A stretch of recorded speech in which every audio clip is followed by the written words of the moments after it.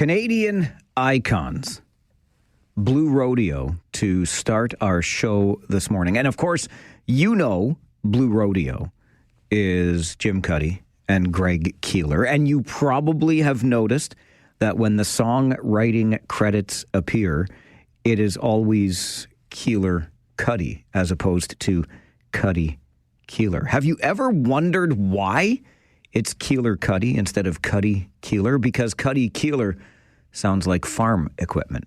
Or so I learned last night at the Princess Cinema in Waterloo while taking in Lost Together, the Blue Rodeo documentary. We had Kitchener's own Dale Heslip, a graduate of Forest Heights Collegiate Institute in Kitchener, on our show last week, talking about his documentary because Dale, the Kitchener native, is the director of Blue Rodeo Lost Together. And having had him on the show last week, we had the opportunity to take in the documentary last night. Theater was packed. People applauded at the end. It was terrific. And you still have the opportunity to see it if you have not yet already. Highly recommended. Blue Rodeo Lost Together. Still playing at the Princess through this week. You can check out princesscinemas.com if you are interested in going yourself and checking those showtimes. Definitely worth it. 40 years from that band, and lots of fun in the documentary, to be sure. 7 minutes after 9 on this Tuesday morning, the 11th of February, also known as Game Day, baby. Kitchener Rangers at home to the Oshawa Generals tonight.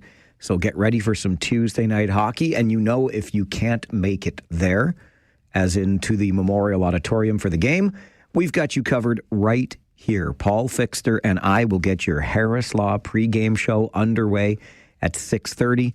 We'll be with you for all of the action, and then we'll take your calls afterwards on Rangers Talk. Deep into the night, even though it's a school night, we'll stay up late, talk some Kitchener Rangers hockey, talk some OHL hockey with you after the game tonight. Everything getting underway at 6:30, but it's always more fun if you can be there. So if you want to join us at the rink, get your tickets for the Oshawa Generals versus the Kitchener Rangers tonight.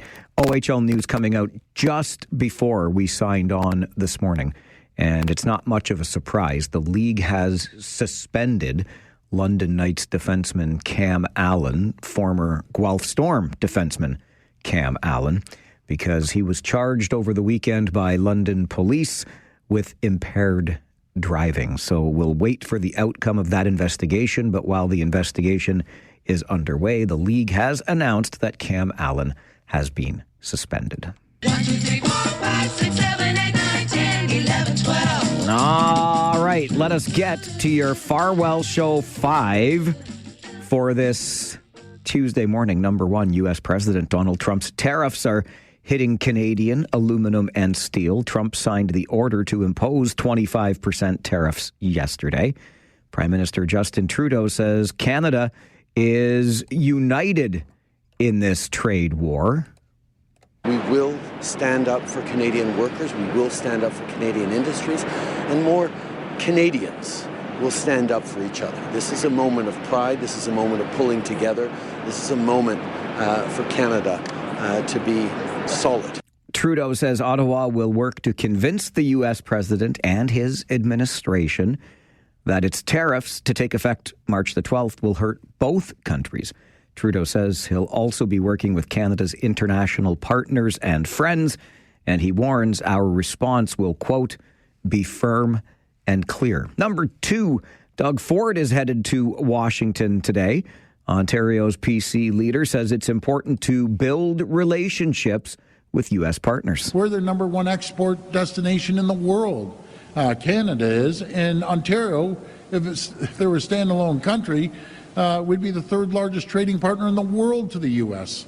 So it works both ways. We want to build an AMCAN fortress. That's what we want to do, a stronger relationship.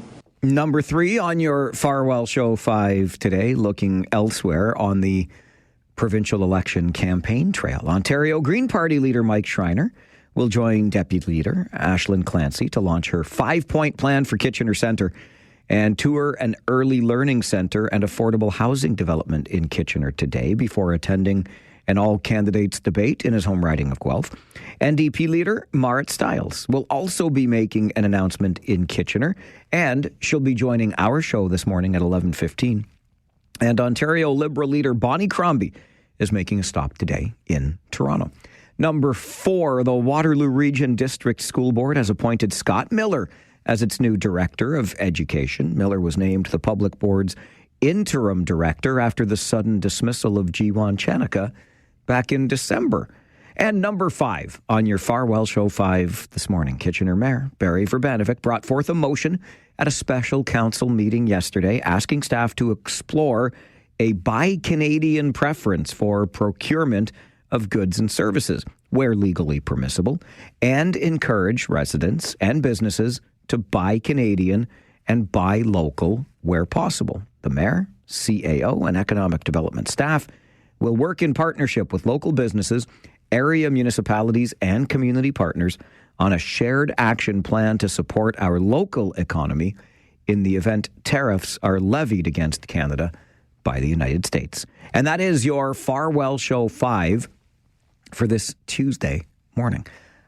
I don't know about you, but I'm wondering if, while watching this Ontario provincial election campaign, I stepped into an episode of Seinfeld. Festivus is back!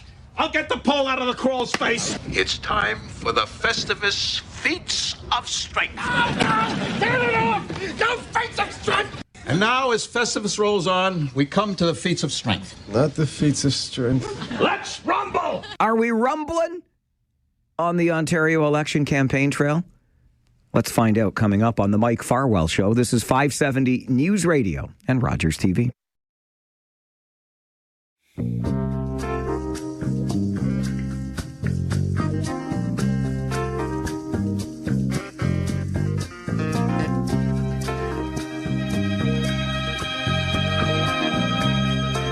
I don't know about you, but I felt as though I had stepped into a Seinfeld episode while following the provincial election campaign yesterday. Festivus is back! I'll get the pole out of the crawl's face. It's time for the Festivus Feats of Strength. Turn it off! No feats of strength! And now, as Festivus rolls on, we come to the feats of strength. Not the feats of strength. Let's rumble! Of course, you'll recognize the reference to Seinfeld, right? You're of a certain vintage. If you're not aware of the Festivus reference, it is an alternate holiday. As opposed to Christmas, you have Festivus for the rest of us. And you have a Festivus pole that is not decorated because tinsel makes George Costanza's dad a little nervous. And then you stand around and you air your grievances. You spend the holiday gathering telling your family members everything that they have done in the past year to annoy you.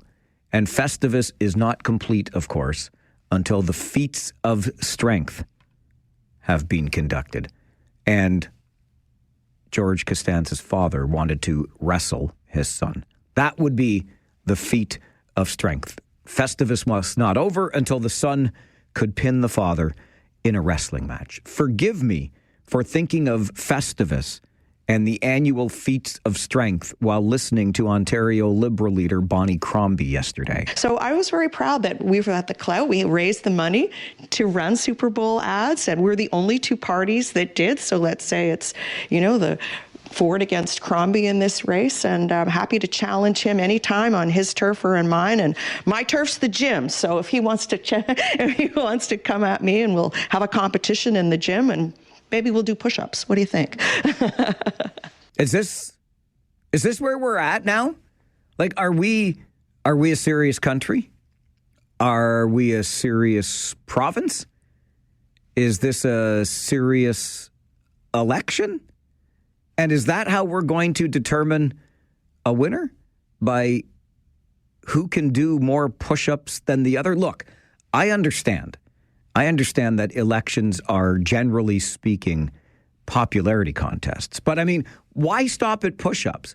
Why don't we have, like, some sort of decathlon of events for the leaders to engage in?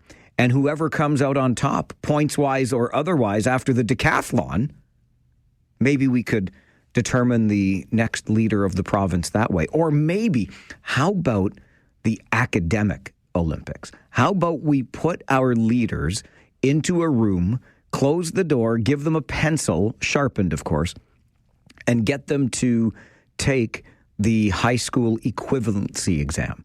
And if they can pass, or whoever gets the best mark on the high school equivalency exam can be our next premier. What about that? Maybe even better still, we could turn it into a game show. We could make it Ontario Election Jeopardy. For example, our categories could be hallway healthcare or I need a doctor stat. We could have a category about balancing the budget. We could have a category about building highways versus building transit. There are so many issues. How about a category on homelessness and another one on addictions and mental health?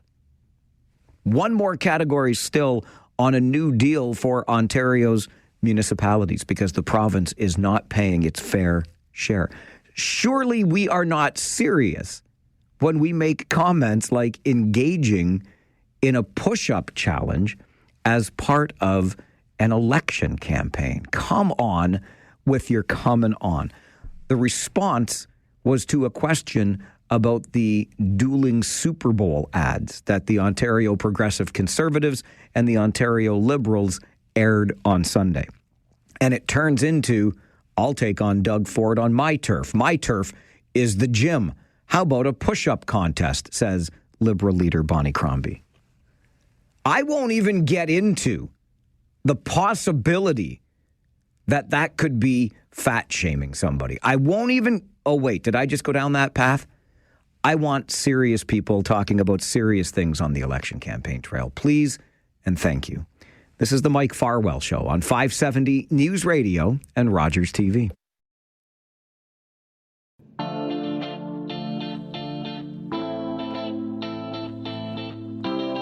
Every day when we begin the show, we open up the phone lines to you. 519-570-2545, star 570, and 1-800-570-5715. It's a show that is here for an exchange of ideas. We love hearing yours, and you can call to weigh in on topics we discuss or anything else that happens to be on your mind. Kyle is on the phone with us this morning. Good morning, Kyle. Good morning, Mike. It's my second time calling. I called about the newspaper last time and forgot to reference your paper delivery job when you were younger. But anyways, I just wanted to say you can never go wrong with the Seinfeld reference. But what you continued to describe after was basically the movie Billy Madison, where they go on a decathlon of events, Kyle, come on. No, don't do that. I wanted to make it sound like my original idea. Yes, you're absolutely okay, right. You were actually mad for a second. No, I'm not. You nailed it. You're right. I did reference my inner Billy Madison, 100%. All right, well, I guess that's all I really had to say. Or if I have more opinion, I'll probably articulate it through an email because I'm bad at live radio.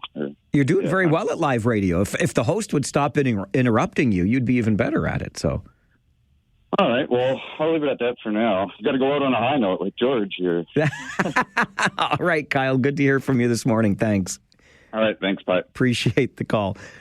Yes, I did mix my Seinfeld and Adam Sandler / Billy Madison references this morning. But of course, the Adam Sandler movie, Billy Madison, was the opportunity for him to take over Dad's company if he could compete successfully in the academic Olympics, which, by the way, left us with one of my absolute favorite go-to clips that I use on the show from time to time.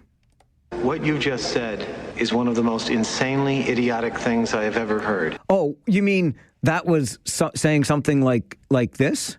My turf's the gym, so if he wants to come at me and we'll have a competition in the gym and maybe we'll do push-ups. What do you think? What you just said is one of the most insanely idiotic things I have ever heard. It's a provincial election campaign. It's not, I promise you, of the things this provincial election is about, who can do the most push-ups is not it. It's just not it. I'm confused and confounded by the choice of words in that response to a question about a Super Bowl advertisement, but I'll just leave it there. I really do hope we can get down to talking about issues at some point. We will have that opportunity on our show today. Marit Stiles, the leader of Ontario's New Democrats, will join us at 11:15, and I promise I will not ask about her workout regimen. I promise. One other note from the Farwell Show 5 this morning, and Scott Miller being appointed as the new Director of Education for the Waterloo Region District School Board. I suggested this to you a couple of months ago when we learned very suddenly of the departure of former Director of Education, Jiwan Chanaka. The board provided no information about that, still hasn't provided any information about that. But when they hired Jiwan Chanaka, they were quite pleased to promote the fact and send out a media release. And then Jiwan Chanaka was gone, and Scott Miller became the interim Director of Education. Now he's become the Director of Education for our public school board. And again, the board was quite happy to put out a media release about it. And that's all. We'll just pretend that Jiwan Chanaka never even happened to our public school board. This is the Mike Farwell Show on 570 News Radio and Rogers TV.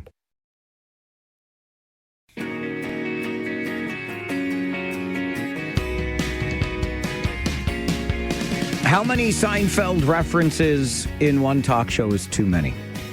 I'm going to go for another one because they're not just real, they're imminent, if you'll forgive the turn of phrase. But I'm talking about the tariffs. Steel, aluminum, 25%, says U.S. President Donald Trump, who signed that order yesterday. Mike Morris is a Green MP who represents the riding of Kitchener Centre. And as these tariff threats have loomed, he has been gathering together local business leaders and getting their perspective and advice on what we might be able to do. And Mike Morris joins our show this morning. So before we get into the specifics of all of this, Mike, just as a sitting MP in Canada with these threats of tariffs hanging over our heads and now becoming very much a reality, how does this make you feel as an MP?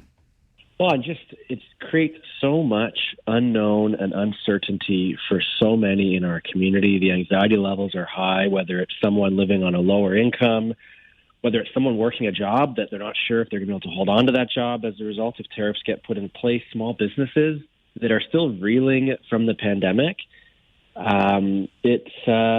It creates a lot of chaos. And of course, it's super difficult. But that just means that, for my part, there's that much more work to do to make sure we advocate effectively to the federal government so that the federal government steps up in a time of crisis. And, we've been through some difficult periods in recent years, and we need to brace for another difficult one here. We had been sort of warned, I guess, if you will, of these tariffs coming. Then there was a pause. Now the announcement on steel and aluminum. Is it difficult, or how difficult is it, I suppose, to deal with an administration in the United States that seems to be as volatile as this particular administration? Oh, yeah, I can only imagine, recognizing those folks in cabinet who are trying to engage on a daily basis with the U.S. administration. For my part, when I think about the experience that folks in our community are having, I'm thinking about it's pretty obvious now we need to diversify our trade options. We cannot rely on the U.S. as a reliable trading partner. And so, in my view, it's okay. Where can the federal government act to diversify trade? And that's what I've been hearing from individuals and from businesses in our community is some of the options that they can take, recognizing that I think one of the strong points of the Prime Minister's comments a few weeks ago was that they had been preparing for this for months. And now with this next kind of 30-day window, I want to be making sure that as Cabinet is dealing with the instability of the U.S.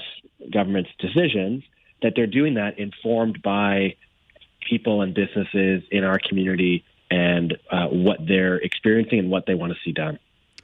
You took the time as the MP for Kitchener Centre to gather together some folks in the local business community to get some perspective from them on what this all means. What are you hearing, Mike? Well, some examples that I found really helpful on diversifying trade. I heard businesses tell me about specific programs that they had benefited from in years past. One's called Can Export, for example, that they told me worked really well for them, but isn't currently open for applications. And so that's the specificity that now will inform this letter that I'll be sending in to Cabinet to offer to them opportunities for the federal government to act. Pretty reasonable to say that if Can Export worked well before, we've got small businesses in our community who are overly reliant on the U.S. right now, looking to diversify their options. And that would be, a program that could help them to do it. There was, of course, a lot of conversation about interprovincial trade barriers. And obviously, there's an opportunity now for the federal government to work with provinces to reduce those. And then, Mike, a lot of conversation on should there be retaliatory tariffs, how best to direct the revenue to help those most affected. If this is going to be a need for, a COVID-style relief package, recognizing that there is revenue to support folks. We want to make sure that's going to workers in our community who may be out of a job for some period of time, to individuals with the lowest income who already were dealing with the rising cost of living, and the price of essentials may go up should they go ahead with tariffs on March 1st. And then for small businesses who, as I said earlier, still reeling. There's no reserves from kind of post-pandemic, and we want to make sure that they have support should their revenue go down as a result of tariffs also. The letter that you are preparing and intend on sending to Cabinet, it's not lost on me that we don't know what that Cabinet will look like maybe 3 months from now, because we're in the midst of prorogation and a Liberal leadership contest and perhaps an election in the not too distant future. Does it frustrate you, Mike, that we're in the situation that we are in politically without our parliament sitting right now? Do we need to be back in Ottawa? Well, as you know, I've publicly made clear my disappointment that Parliament is prorogued right now. And I'm trying to be really mindful to avoid any partisan shots at a time when I do feel like it's incumbent on elected folks to come together as a united front against this threat from the United States. And so while, the decision to prorogue is, I've shared quite a bit over recent weeks how disappointed I am with that decision. It's not one that I was involved in making and not one I support.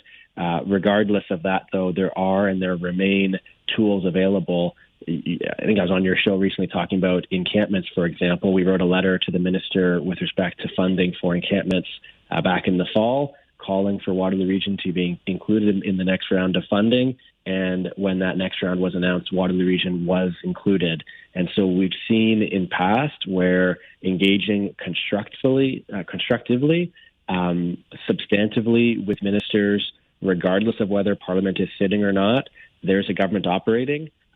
My role as the MP for Kitchener Centre is to continue to advocate and be a voice for our community. I feel like my voice is stronger when it's informed by the experiences of people and businesses in our community.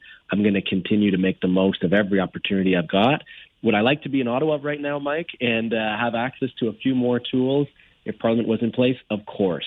And without that being possible, I'm still going to make the most of what we've got to work with this government to have a united front against this significant threat from the U.S. Speaking of that united front, Mike, one thing that we have certainly seen in these last many weeks is a united sense on the part of Canadians that we want to stand up for ourselves. We want to stand up for our identity, forget this 51st state nonsense, et cetera, et cetera. When you were meeting with those business leaders in our community to get these ideas that we've discussed this morning, do you get the sense, do you come away from those meetings with that same sense of resilience on the part of the business community here locally?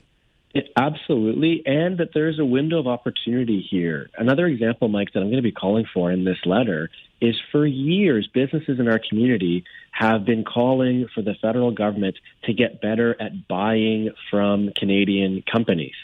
And there's all kinds of reasons why that has been difficult in years past.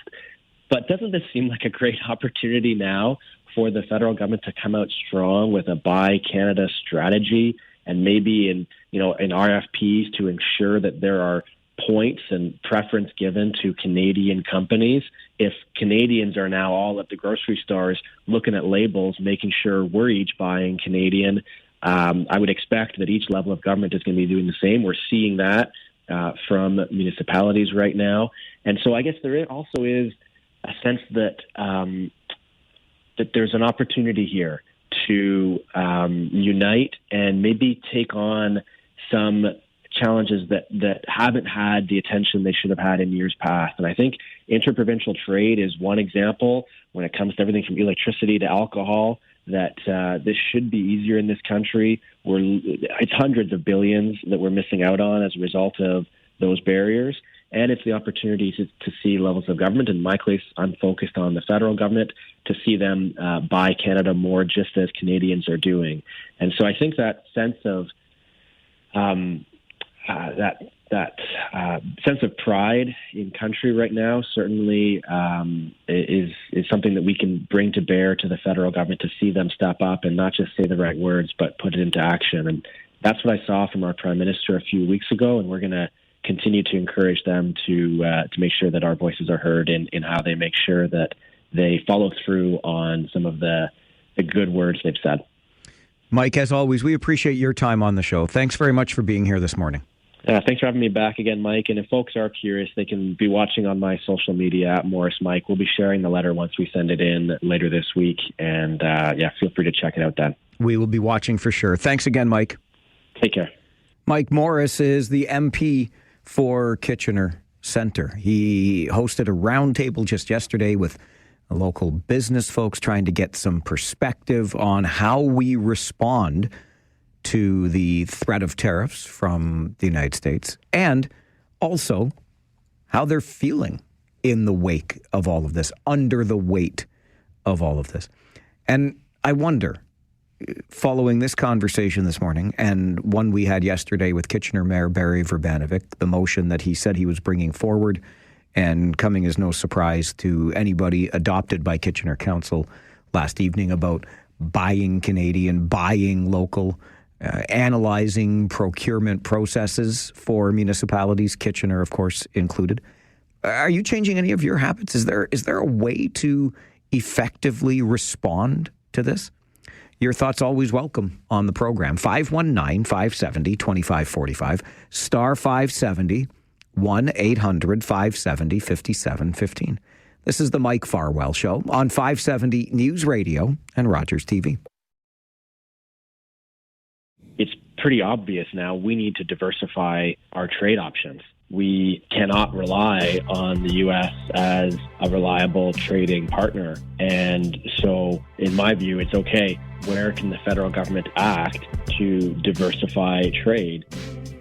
Mike Morris, MP for Kitchener Centre, joining us this morning to talk about a roundtable he hosted with local business leaders to talk about the impact of the tariffs, what we might as a country be able to do about them, and a letter he is preparing to send to Cabinet later this week. It's not lost on me, of course, that the Cabinet he sends said letter to is currently not sitting and may be entirely different in just a few months' time. But nonetheless, here we are. Ontario Progressive Conservative leader Doug Ford, who is en route to Washington today, said in response to a tariff question yesterday, when someone bops you in the nose, you bop them back even harder. Let's go to the phones, find out how you're feeling this morning. Levi, good morning. Good morning, Mr. Mike. How's it going? Good, thanks. We were just talking about Mr. Trump's idea of annexing Canada, making the 51st state. We're sitting around here drinking coffee and talking about it. And I'm saying, well, why don't we just give them to Quebec? You want to just give Quebec to Donald Trump? That's what we were debating. They don't want to be in here anyway with Canada, so maybe those two could work along together. All right. You know what? Listen, Levi, I don't hate where you're coming from on this. How about we do a swap? Could we trade them Quebec for California or maybe even Hawaii? I don't know. Mike, good morning. Good morning, Mike. On my recent grocery store trip, I did a lot of label checking, and I avoided buying American products going forward. Mike, strangely enough, today is my retirement day. I have worked in the steel industry for DeFasco and ArcelorMittal for many, many years, and one of my responsibilities there was implementing supply chains and stuff like that and systems. I don't think Mr. Trump realizes how much the back and forth that goes over the border. There's no such thing as an American-made car. There's no such thing as a Canadian-made car. Steel and parts and stuff like that can go over the border multiple times. And just to say, okay, you got to make the steel here or you make the car here. Well, a lot of companies have invested billions, right, in setting up plants, and it's intensive capital, Mike. They can't, on a dime, say, okay, we're going to switch production. So, unfortunately, what this is going to do is this is just going to increase the cost of everything going back and forth. I know what Mr. Trump wants to do. He wants to go back to 1913, and he wants to use tariffs to pay down his $36 trillion debt. And, you know, all this other stuff, becoming the 51st state. Okay, how about we have 13 new states with 26 senators and about 50 House of Representatives? Do you think we'll impeach him? That's my question, Mike. Interesting question. Oh, boy. We had somebody call about that yesterday, too. And if Canada were to become a 51st state, Donald Trump would not like the left-leaning political ideology that he inherits or overtakes, I think would be the better way to look at it. Ernie, good morning. Hey, Mike, just a quick comment here. I hope the provinces open up, take away their red tape, and they can play nice and trade between each other. That'd be awesome. And that means Quebec, you too, you have to follow the rules and open up that as well so we can interchange between ourselves. But quick comment on Mike Morris. I'm the farthest thing from Green, Mike, and I want to vote for that guy. I like how open and accessible he is. I've heard nothing but good things from his constituents in his area. They message him, he gets back to them. It's all you politicians that are running right now, like Mike Harris Jr., I know you're MPP. Maybe take a step out of him, learn from him a little bit and reach out to your people. Let people that actually want to vote for you or respond back. But I've heard nothing but good things about him. And like I said, someone from the completely the other way that actually wants to vote for the guy, that's saying something about his character. Thanks, Mike. Thanks, Ernie. Appreciate the call and the observation this morning on the Mike Farwell Show. This is 570 News Radio and Rogers TV. You know, all this talk about buy local, buy Canadian. City of Kitchener also yesterday celebrated the 60th birthday of the Canadian flag. They put a big old Canadian flag right there on the ice rink out front Kitchener City Hall in Carl's Air Square. It looks beautiful. Makes me want to stand up and sing "O Canada." You want to know what's ironic? The ice resurfacing machine that comes out and cleans that ice where the Canadian flag is in front of the building where they just talked about buy local, buy Canadian. The ice resurfacing machine that comes out for that sheet of ice in front of Kitchener City Hall wasn't made in Elmira, but it could have been. Olympia ice resurfacing machines right there in beautiful Woolwich Township. We could get ourselves a few of them for arenas around here. Just the thought. I'm just sitting here sharing ideas this morning. But enough of me. To the 570 News Center for an update. And then our police leaders are in studio to answer your questions. Ask the Chief coming up on the Mike Farwell Show, 570 News Radio and Rogers TV.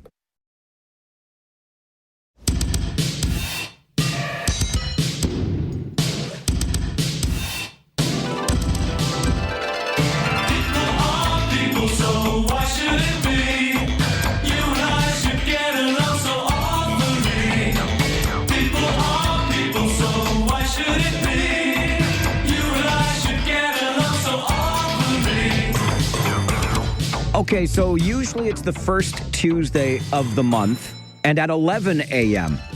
We're a little bit different this month because schedules are not always perfect. It's the second Tuesday. Don't get mad at me, please. And I know it's only 10 o'clock, but wake up early and have your policing questions answered. Regional Police Chief Mark Crowell joins us in studio, along with Staff Sergeant Scott Griffiths, who heads up the Traffic Services Unit, to answer your policing questions. Mark, good morning. Good morning, Mike. And Scott, welcome back from vacation. Good morning to you, too. Thanks, Mike. Mark, let me start with you, and I want to start with a video that went rather viral. I saw it picked up by Toronto media as well. Well, look, there's just people in the hallway I'm going to wave to, no problem. And it was rather shocking. Graphic video of an arrest on Strasbourg Road at Block Line in Kitchener, where the suspect proceeded to grab a hatchet out of his vehicle. Two things about this from where I'm sitting. First of all, the actions by members of the Waterloo Regional Police Service in successfully making this arrest, and the fact that somebody's in a car videoing your officers doing their work. What's your response to what we all have seen by this point? Thanks, Mike. And yeah, certainly we've had a chance to collectively digest and see the viral nature of the attention to it. And certainly very grateful for the actions taken that day. And when you unpack it, there's a lot to the event itself. The automated license plate reader picked up a disqualified driver, and that caused the officer to turn around, and that led to the collision, which led to the encounter. So technology had a role there. But when you break it down, this is an officer making split-second decisions in a moment of really trying to make the best effort to resolve it. And you can see how dynamic it was right in the middle of the public, late afternoon, and a series of things worked well. The training kicked in, the officer seeking to de-escalate, bravery shown, compassion, really trying to break through to that individual and show their humanity, and ultimately was a good outcome. But you can see second by second, difficult decisions with the totality of the circumstances, and we've received a ton of feedback about, kudos to the officer and the total resolution with the officers who also rushed to respond there. So there's so much for us to unpack. Just a couple of things, though, is really, 99% of our interactions don't involve any arrests, don't involve any use of force. Officers in those dynamic situations rely on their training, so we're very proud of the steps that we take to prepare individuals for that. But they're so case by case, and with Monday morning quarterbacking, any of us can look at that event, and you commented on the video and viral nature of it. It is interesting where we're able to see it in total clarity. Someone can videotape it, and we're watching the whole thing unfold. Yeah, I can't imagine what goes through an officer's mind, and recognizing the training that you've talked about. But I can't imagine the adrenaline, the decisions that have to be made in real time. And then, again, to the point of somebody being there, we all have cell phones, and we pull them out at all kinds of different times to record whatever. And I think, but I'll let you clarify, you as a police leader welcome that to some degree here, that you recognize as public officials that you are constantly under scrutiny, and that scrutiny can even be, I'm taking out my cell phone and pressing record. That's the era that we're in, and so we've enabled our own technology. So that officer would have had a body camera, would have had in-car camera technology as well. So that's how we're operating, is in the pure sunlight of day, and understanding that scrutiny is available at every moment. But when you really break it down, that officer was making decisions based on a very dynamic set of things unfolding, and also not only thinking about that individual they're interacting with, but the totality of everybody around them as well. And so those are the steps that are taken in those cases, and you can see when the other officers arrive, we're able to successfully resolve without any grave injury to anybody. And it speaks to the dangers that our officers face, the unpredictability of our regular everyday encounters, but also I think the quality of our people. And when you really understand the circumstances when it plays out, in court, and when it's totally resolved in the criminal justice system, I think there's a deeper story to tell about humanity and about the officer's honest attempt to de-escalate and to reach that individual, to bring it to a safe resolution. when you talk about that humanity, Mark, and the de-escalation attempts that were there, again, from what we're able to see from the video that goes viral, I suspect that even deploying one's taser is a step or several steps down the line from the beginning of the encounter. It's not something that you wish to have to use. That's exactly right. Our members show up every day to help people and to improve situations. And when someone's facing some kind of a crisis and even escalating in a violent manner, the first impulse is how do we resolve it in the most safe manner for that individual, keeping the officers safe, but also the public around them. And so that's the mindset of the training. It's of guardianship. It's not the warrior mentality. It's of guardianship. And so we have a difficult task because every one of those encounters is, just fluid and it can change on a dime. The one thing that people have remarked on was the officers' ability to disengage and to create some time and distance to deploy in a really thoughtful, effective way. But every police officer, would maybe approach that situation just a little bit differently based on their confidence, their training, their abilities. And so we recognize that our work can never be done to improve our training and awareness. And this is something that we'll continue to learn from. Yeah. Scott, you and I have talked about this before without the specifics of this incident, but around traffic services.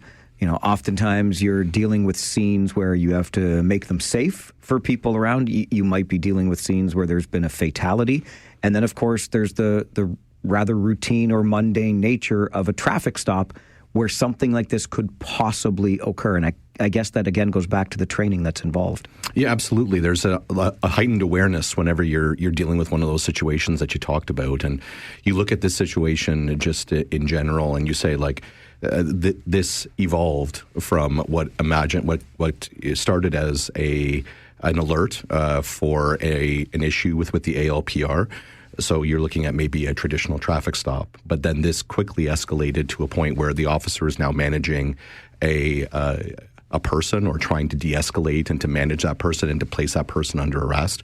So his or her evaluation of that situation is constantly evolving, and you're making decisions kind of at a split second, and really you're falling back to the training that we receive. And the officers are, unfortunately, they're of heightened awareness of all of the possibilities. So we train for that, and we look at where we can go or how we can manage these situations with using the least amount of force possible.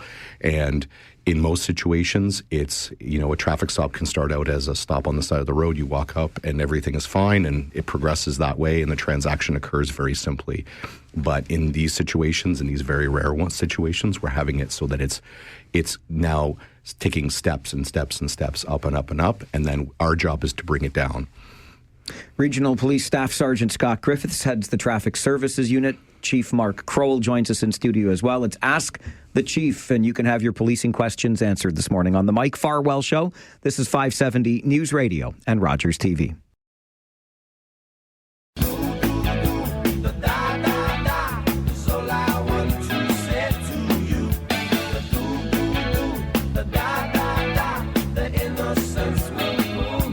It is our monthly segment with Regional Police Chief Mark Crowell and Staff Sergeant Scott Griffiths, who heads up the Traffic Services Unit. We call it Ask the Chief. You get a chance to have your policing questions answered directly from our police leaders in the community. Let's go to the phones, and we'll start this morning with Norma. Norma, good morning. Good morning. Thank you. I'm not sure my question is policing specifically, but I'm hoping that somebody can direct me to who I should be talking to. So I'm wondering who to talk to regarding road markings, specifically the lines that where the stopping lines, the white lines for an intersection. I'm having difficulty with the corner of Avenue Road and Hesper Road in Cambridge. If you're coming along Hesper Road away from the Delta and turning right onto Avenue Road, it's very difficult to do that in a large vehicle, say, for instance, a bus, if someone's in the left lane turning left onto Hesper Road. So I'm wondering how come sometimes the road markings are set back and sometimes they aren't. And that particular intersection, I wish that the cars would not come all the way up to that white line. I'd like to have that set back some. And I don't know who to contact about that. All right. Norma, thanks for that question and that observation. And Scott, I'm sure you can at least speak to this to a degree. And Norma, thanks for your call. And certainly I can understand trying to navigate those roadways with a large vehicle can be very troublesome when you've got vehicles tight to the line there. We work in collaboration with our municipal partners, specifically as well the City of Cambridge in this situation. What I would say to you is that to get in touch with the City of Cambridge, they should have a customer service line or a customer concern email to send that to, and it should go to their transportation services department. So we work with them. We have meetings with them regularly regarding things. But for specific intersections, specific markings, for something like Avenue Road, you'll need to contact the City of Cambridge and request or make that concern known so that they can evaluate that as to whether they relocate that stop line and the stop bar for vehicles. And I know that Norma is someone who drives a school bus to make sure our kids get to and from every day safely, so we thank her for that for sure. Bob, good morning. You're on Ask the Chief. Hi, Mike. Hi, Bob. I have a question. It's just something that's been bothering me for a while. What's the beer store being sold in the stores, right? Yes, alcohol in convenience stores, yes. Yeah. Do you think the employees that work in the stores should be have a smart serve? And because the reason I'm asking, I used to work around people that were intoxicated. I know things can get out of hand in a hurry, and I could see that developing into a problem. I mean, not everybody's a drunk. It's going to give them a hard time, but they're... All right, Bob, I hear where you're coming from on this. And Mark, you and I have talked about this in a similar context around drinking in public parks, for example. But how are police involved in this new legislation? So it's not, directly in our purview. There's the Alcohol and Gaming Commission, that has a role in monitoring licenses and that availability and so on throughout the provinces. So I think we're still in a total sort of pilot evaluation in province to understand the sale of alcohol in grocery stores, convenience stores, and how that's rolled out. And so I think Bob's question was about Smart Serve and the training for members there. I believe that all those businesses are taking their responsibility very seriously in terms of their sale of alcohol, and they see that as a viable source of revenue. And, we can certainly ensure that if we're ever asked, any concerns about the sale of alcohol to those who shouldn't be able to purchase it, that we be involved in those investigations. But we have not had a flurry of concerns of that sort. Our deeper concern with the extended availability of alcohol has just been related to more thefts and people being able to to steal alcohol from stores. So that's something we're monitoring, just in terms of that increased availability. But, Bob's concerns are valid, and it would be the same as just alcohol being sold in bars and other licensed establishments as well. So we, as a society, as a province, and then locally, will continue to learn about where this goes. And he may have a valid point in terms of where that goes. All right. Bob, appreciate that question. We'll get another one in before the break. Paul, good morning. Hey, how you doing? Good. Hey, I'd like to ask the chief a question there. I've been living at my current location for 7 years now, and then the four-way stop is not a stop sign. It's not a yield sign. It's just go as fast as you can. I've contacted you guys and the proper way, doing the paperwork and everything like this. We got you guys out here for about maybe a week, and you stopped some cars. But I realize that this is not the only stop sign in Kitchener, but it's getting worse. If I don't, we've all talked about it with the neighbors, and something should be done. Something should be done. But if I stop, it's just going to continue. What more can we do? All right, Paul, thanks for that question.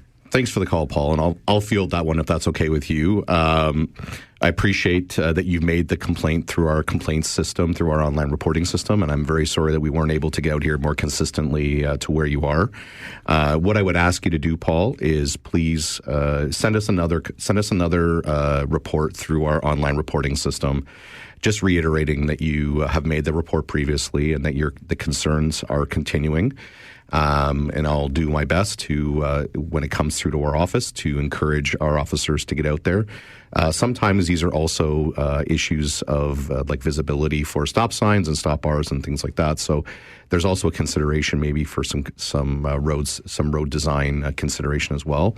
So I'd ask you to please make that complaint again, and and hopefully we'll be out there to address that more consistently for you. Has there ever been talk, Scott, about the use of technology in a situation like this? I'm thinking about automated speed enforcement, obviously, and as Paul alludes to, you can't possibly be everywhere. If a neighborhood lodges a complaint, you'll get there, you'll do some enforcement, then you got to move on because, as Paul says, it's not the only stop sign in the city. Can we mount cameras on stop signs? Well, there's certainly technology, I think, for automated, speed enforcement and for red light enforcement, and I'm sure there's a technology there that would permit that as well. But that's something that obviously it's an infrastructure decision that the region or the town or the city or municipality that is doing it, and it has to be kind of contained within the act, within the Highway Traffic Act, and with whatever acts are that regulate the installation of those devices. So conceivably it could happen, and we continue to work in collaboration with those. So we don't stop enforcing now that more speed cameras are being installed. We don't reduce the amount of enforcement. Unfortunately, we have a significant number of concerns that are expressed by the public for road safety concerns in and around the region, that if there's an area that's being addressed by an automated speed enforcement camera or a red light camera, that we can address that through enforcement in other locations. We have lots to do, and unfortunately, in some situations like Paul's, we're not able to get back to it as often as we'd like.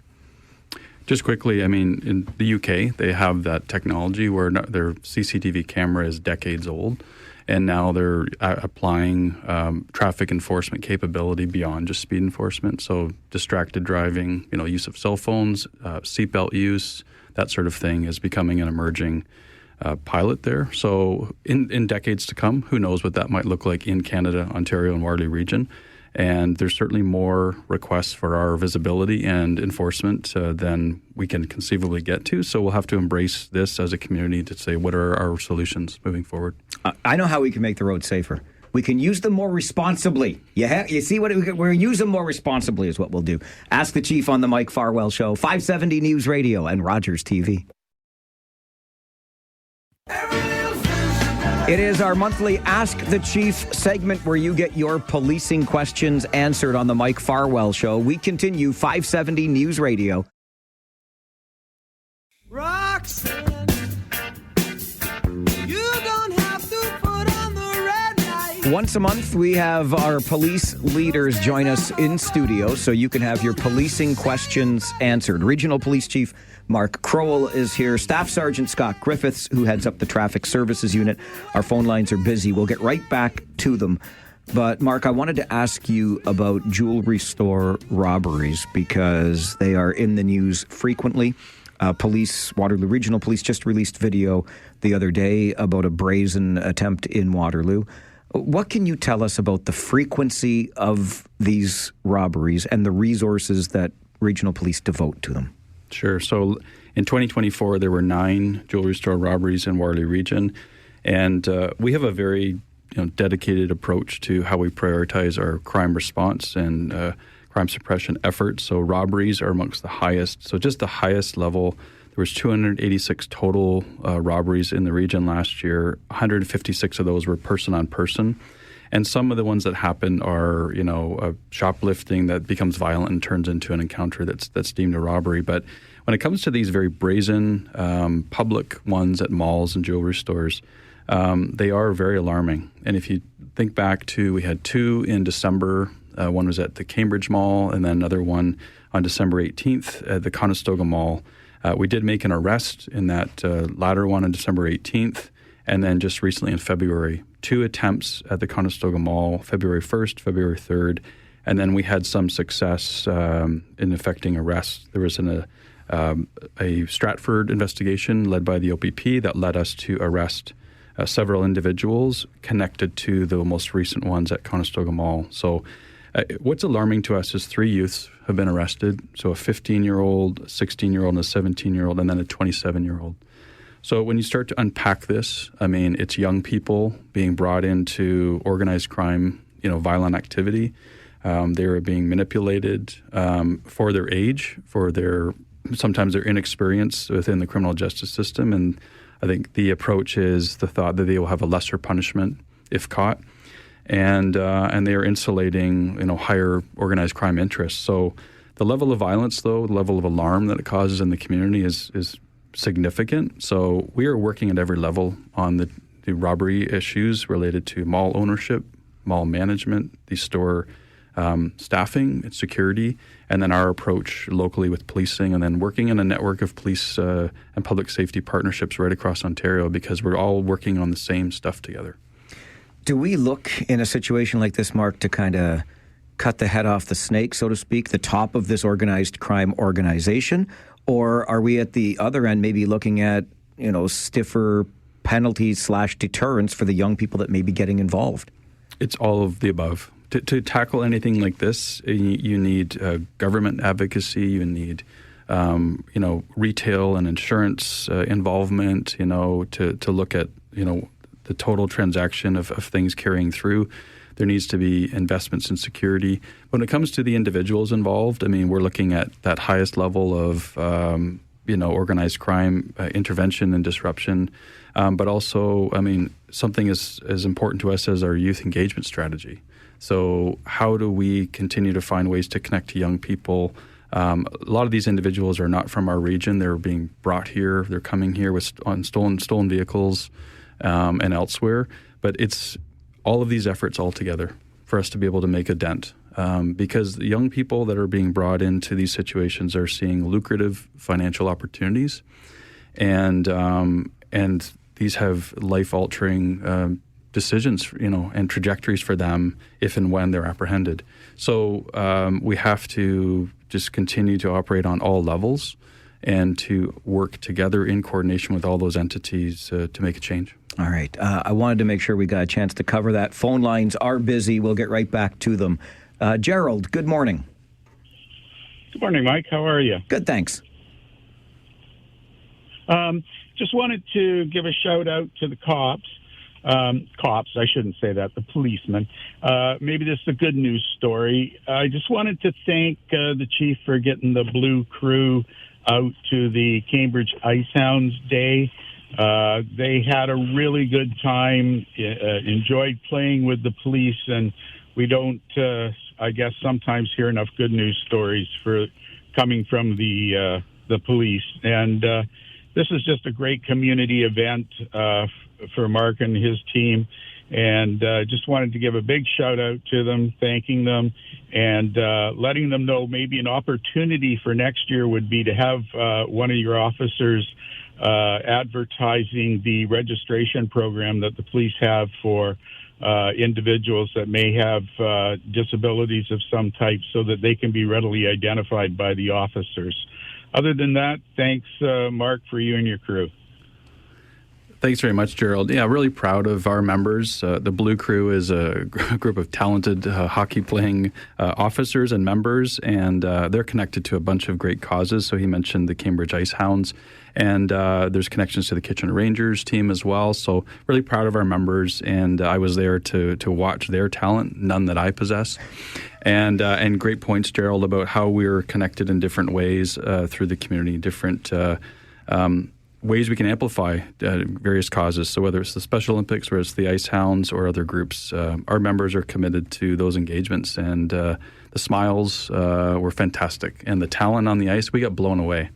the different levels of the Cambridge teams, really took it to our Blue Crew members. It's a lot of fun to see, and I'm with you, Mark. I'm on the sidelines watching because I possess none of the talent. But important to remember here, this isn't paid duty. Officers do this as a way of giving. And I know we love hockey. That's fine, but it's a way of giving back. It is, and there's very few things that we turn down to have that positive engagement because the work is tough. Our members are out there every day with tough calls, tough investigations. So when we get to pay back and connect, we rise to that occasion. All right, Gerald, thanks for raising that good news story today. We'll continue on the phones. Dylan, good morning. It's Ask the Chief, over to you. Hey, good morning, guys. Sorry if this has been talked about. I joined late. I just wanted to call about the Hatchet Man incident, Strasbourg and Block Line. I'm sure a lot of people have seen the video. First and foremost, awesome job by the officer. Showed incredible restraint. I think he would have been totally justified in using more force than he did. My question, it drives me batty that there were people sitting in their car filming when the officer was struggling to hold the guy on the ground before he got up and grabbed a hatchet. Now, I know that you cannot condone the public intervening, but if there were a good Samaritan who had helped the officer hold the guy on the ground, would they face any repercussions? Thanks very much for the call and the positive comments. And these are so case by case that there's no blanket advice that I can give for requesting members of the public to assist our officers when they might be in need. But from a legal perspective, I think that if people are operating in with good intentions, they're looking to affect, or aid an officer or affect a citizen's arrest, there's a lot of legal protection that they would be entitled to. And so those are, personal decisions, and it's not for us to cast judgment on those decisions that people make. But we do appreciate there have been some circumstances where people have jumped in and to help our officers when they have been in need of assistance. And so appreciate the perspectives. We've had reach outs right across Canada from different sources, and the viral nature of this, I think, has led to a good public discussion about appreciation for officers, the dangers they face, the decisions they make in a dynamic way. And also the one you raised, Dylan, about helping as well is one that I think is a good for discussion. Dylan, yeah, thanks for doing that. We had a chance to talk about it earlier, but that's another great angle to take on it as well. Regional Police Chief Mark Crowell, Staff Sergeant Scott Griffiths with us in studio. Ask the Chief here on the Mike Farwell Show, 570 News Radio and Rogers TV.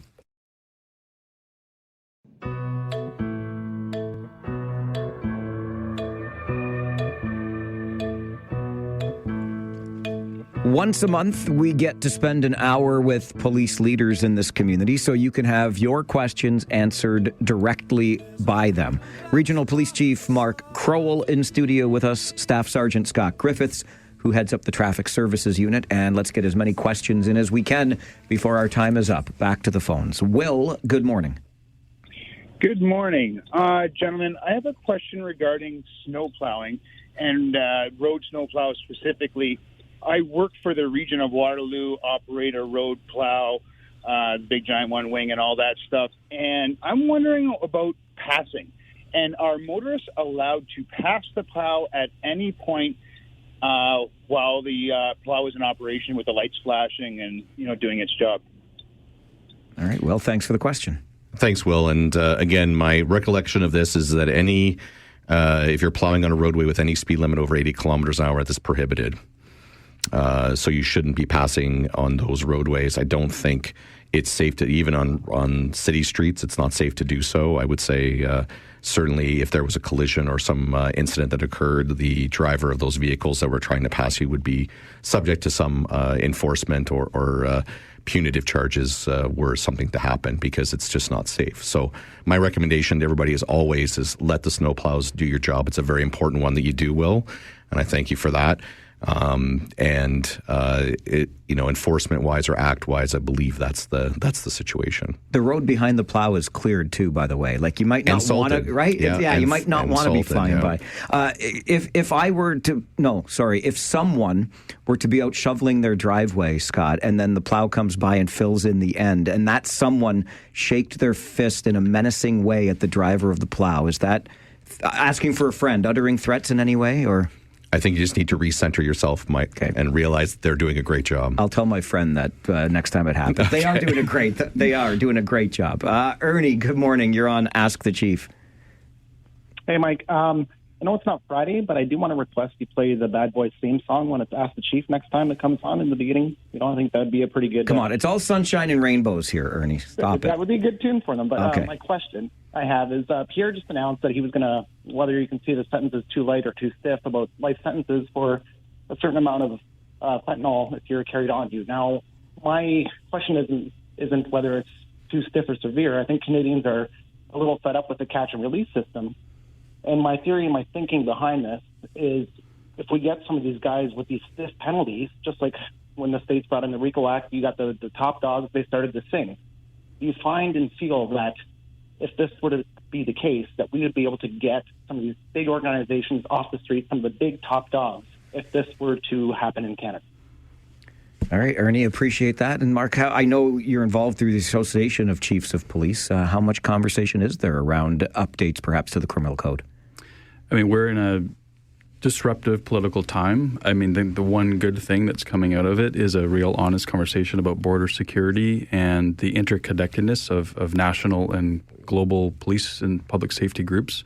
And so I can tell you those conversations are happening. I've seen a lot of articles and a lot of maps really trying to unearth the discussion of the global trafficking of fentanyl, where it's coming from, where it's going. And so, Ernie's not wrong is to say that disrupting the top groups that are actually, creating all of the chaos in our society related to fentanyl and its distribution, need to be tackled. The only thing I'll just say is the profit margin, though, is just so considerable. So when we've seen the history of drug trafficking production on a global scale, it seems that people will fill that void because of the profit. So a lot of even the gun play, the incidents that we're seeing on our streets, a lot of it is related to drug trafficking and organized crime, profit and power and control. And so these are great conversations to be having. I know that they are happening at the national, provincial, and the border security level. And we're really looking at our points and ports of entry. So whether it's by rail, whether it's by truck, whether it's by boat, drone, what's happening within this country and beyond our borders is an active, live, and very important conversation because it's playing out into the streets that we live on. All right, Ernie, really appreciate the question. I'm going to squeeze in one more as we're running short on time. Paul, if you can get right to your question so our officers have a chance to respond, please. Okay, two incidences recently that are somewhat related. Of course, we've got the smash and grab robberies, and we can see from the most recent arrest that these were kids that probably didn't even know each other. Of course, it was by organized crime that provides the guns and the hammers and the transportation to go do the crime. And they can do this because the kids are not going to be subject to any severe penalties. At the same time, just the other day up in South Glengarry, there's now two criminals who will never, ever commit another crime. Is it time that we change the laws and give more rights to the innocent citizens instead of to the criminals? Change the Youth Offenders Act or whatever it is they call it now, and change the Stand Your Ground laws in Canada to allow one to protect themselves. All right, Paul. I'm not sure of the South Glengarry incident, but it sounds like maybe somebody protecting property. I don't know on that, but we did address this a little bit earlier, Mark, around these smash and grab jewelry store robberies, organized crime using youth, exploiting youth, really. Yeah. So, I mean, Paul, there's a lot there in your commentary, but I can just say we have control of what we have control of in this region, which is our approach to responding to crime and also looking to prevent it. And one thing I'll say is we are working very closely with the local Crown Attorney's office, which has the greatest influences on the cases and the charges that we lay. And we have the same sense of justice that we want to see accountability. We want to ensure that prolific offenders who are carrying out the most highly detrimental impacts and effects on our community are held accountable to the furthest extent. And so we're working all the time in that dialogue to ensure that the charges we lay are leading to that accountability within the system. And that's happening on a provincial level as well with the Ontario Chiefs. This, again, like the last conversation, is a live one, and there's important advocacy. We have work to do within the criminal justice system in this province to ensure that and someone's victimized and that there's accountability there. All right, and just like that, another one of our hours has flown by. Chief Mark Kroll, Staff Sergeant Scott Griffiths, thank you both for being here, and we'll see you in a month's time. Indeed. Thanks, Mike. Let's hope the snow's gone by then. We don't have to talk about snowplows anymore. Absolutely. This is Ask the Chief on the Mike Farwell Show, 570 News Radio and Rogers TV.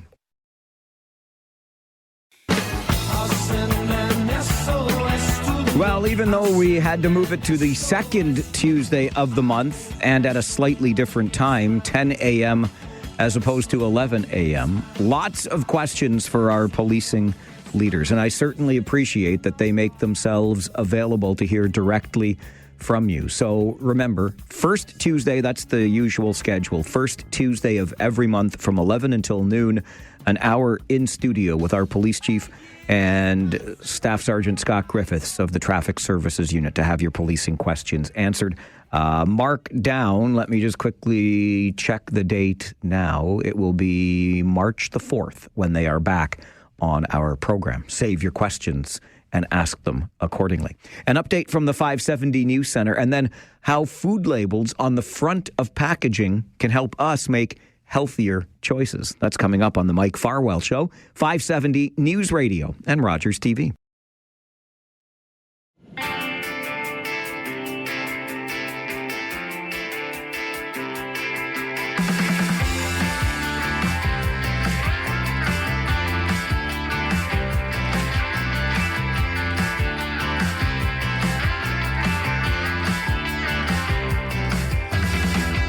Well, it's a well-worn joke that we, and I'm speaking directly to you guys, aren't much for reading instructions, right? We'll just figure things out without the use of that instruction manual. But what about the labels, particularly the labels on our food? Do you read the nutritional information, anything else on the label, the fine print, so to speak? Things are about to change in that regard, how our food products are labeled, and that just might help us make healthier choices. Christopher Marinangeli is the director of the Centre for Regulatory Research and Innovation with Protein Industries Canada and joins us for a conversation. Christopher, good morning. Hi, Mike. Thanks for having me. Thanks very much for making the time to talk about this because, you know, the store shelves are filled, and I think oftentimes we might buy based on the product that we want or the brand name without paying a whole lot of attention to how the labels appear on food packaging. And that is about to change. They're going to be kind of forward-facing, if you will. What will this change mean for consumers? What this is essentially going to mean is that it's the regulations in effect right now. So you'll actually see some food products showing what I'm about to explain, but it's mandated to be in effect that everyone has to be compliant by January 2026. So there's essentially going to be warning labels on the front of pack, on the front-facing labels of food products, indicating when a food is high in sodium, saturated fat, or sugar, which are nutrients that we are supposed to limit in our diet due to its effects on cardiovascular disease and diabetes risk. How did we get to this point? I mean, I'm sure there was advocacy behind the scenes to get us to the point where by January of next year, this labeling has to be front and center. Yeah, so going back quite a few years with Health Canada's National Healthy Eating Strategy and looking at data on how Canadians are consuming, realizing that 60% of the foods that we consume are prepackaged, realizing that 1/3 of the fat that we eat comes from snacks and fast food, 2/3 of packaged foods have added sugars, and 3/4 of foods of the sodium that we consume come from prepackaged foods. There was essentially a survey that went out to Canadians, and responding to the federal government, one of the things that came into play that Canadians would like to see more action on labels, and I think Canada is really following suit. We're seeing front of pack labeling coming to effect around the world, and this is the approach that Canada took. A lot of data, it's all public. Health Canada did their homework here, engaged with industry, and then came out with this regulation and schematic for moving forward.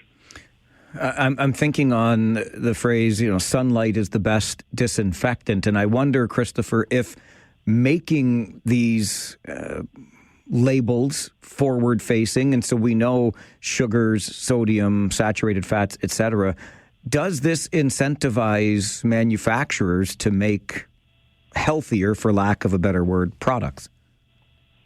I think it depends on the brand. So when we look at drivers of purchasing food at the point of purchase, generally it's taste, price, health, convenience, and then sustainability. Taste and price are the general drivers. I think for brands that don't want to have that messaging front of pack as a priority, probably brands that as a brand message stands for a healthier food, there's going to be incentives to not have that warning label because it's kind of contradict brand messaging. I think for foods like salty snacks, the foods that you want to eat when you watch a movie, for example, you're generally looking for those foods. So whether or not a warning label on a bag of chips, for example, is going to really incentivize the consumer, for example, for not choosing that food, I think that's to be determined because the consumer is generally seeking that type of food. But I think for the foods that, there's a health behind the brand, I think industry, there will be some thinking and action around reformulation. We do see that from some of the data in Europe. For example, when front of pack labeling came into effect, there is some data being released that there has been some reformulation of foods in the marketplace. I think it's interesting that you reference the consumer in all of this because I'll be the first to admit that I'm guilty of that. Like when I want a certain thing, I don't care what that label says. I'm likely going to buy and then consume that certain thing. And I think what this gets us to is perhaps the health literacy or lack thereof on the part of consumers. And maybe there's work for us to do in that department, informing consumers, informing the general public better of the sorts of foods they should be aware of or how much sodium is too much on a given day, et cetera. I think that's spot on. This is one of the tools that I think governments around the world are trying to leverage for the consumer. But at the end of the day, on the other side of that, it's having the consumer care more and consumer education and having them take the reins of their health. But I think this is a tool that the consumer can use, but a tool is only good as if it's put in your hand to use it, so to speak. So I think this is one piece of the puzzle here. Yeah. How do we measure the efficacy of this change in the Canadian market? So we do track food consumption in Canada. We do have a national dietary survey, the Canadian Community Health Survey, albeit it's a little bit old now. The last iteration was 2015, so we're coming up on a decade. But we do have tools to evaluate, what consumers are eating using national survey data, using purchase behavior survey data that is available. So we can track it. They're not the best tools, but it is the best that we have. Are you encouraged by where we're at, moving these labels so they're forward-facing? I think I am. I'm encouraged. I think it will facilitate some reformulation. I'm hoping that consumers, I'm a dietitian by trade, so I want consumers to consume the healthiest foods possible.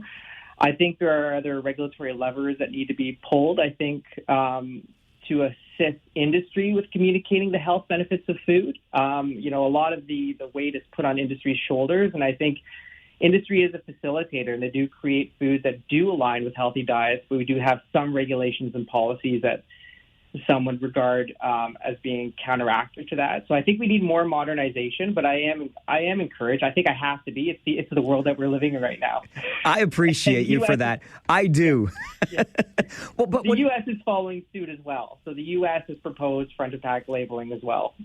When it comes to regulatory opportunities here, though, Christopher, I mean, I can think of, and we've talked about it on the show before, when certain ads air in terms of children's programming, for example, and maybe even sin taxes that exist on junk foods as opposed to just alcohol, tobacco, etc.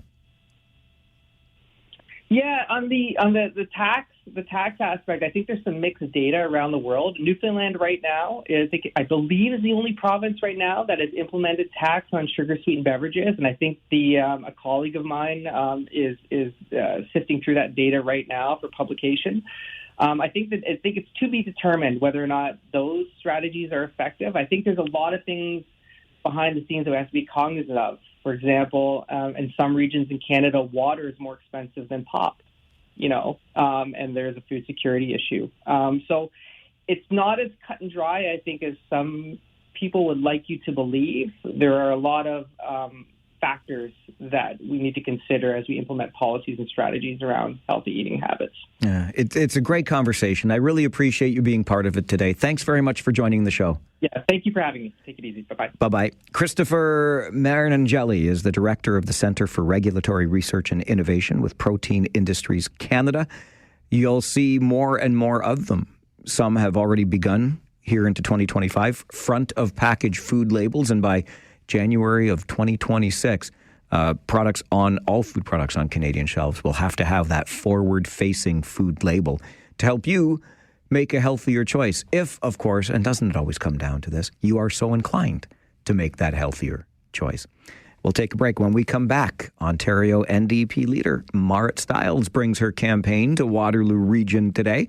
We'll have a conversation with her coming up on the Mike Farwell Show, 570 News Radio and Rogers TV.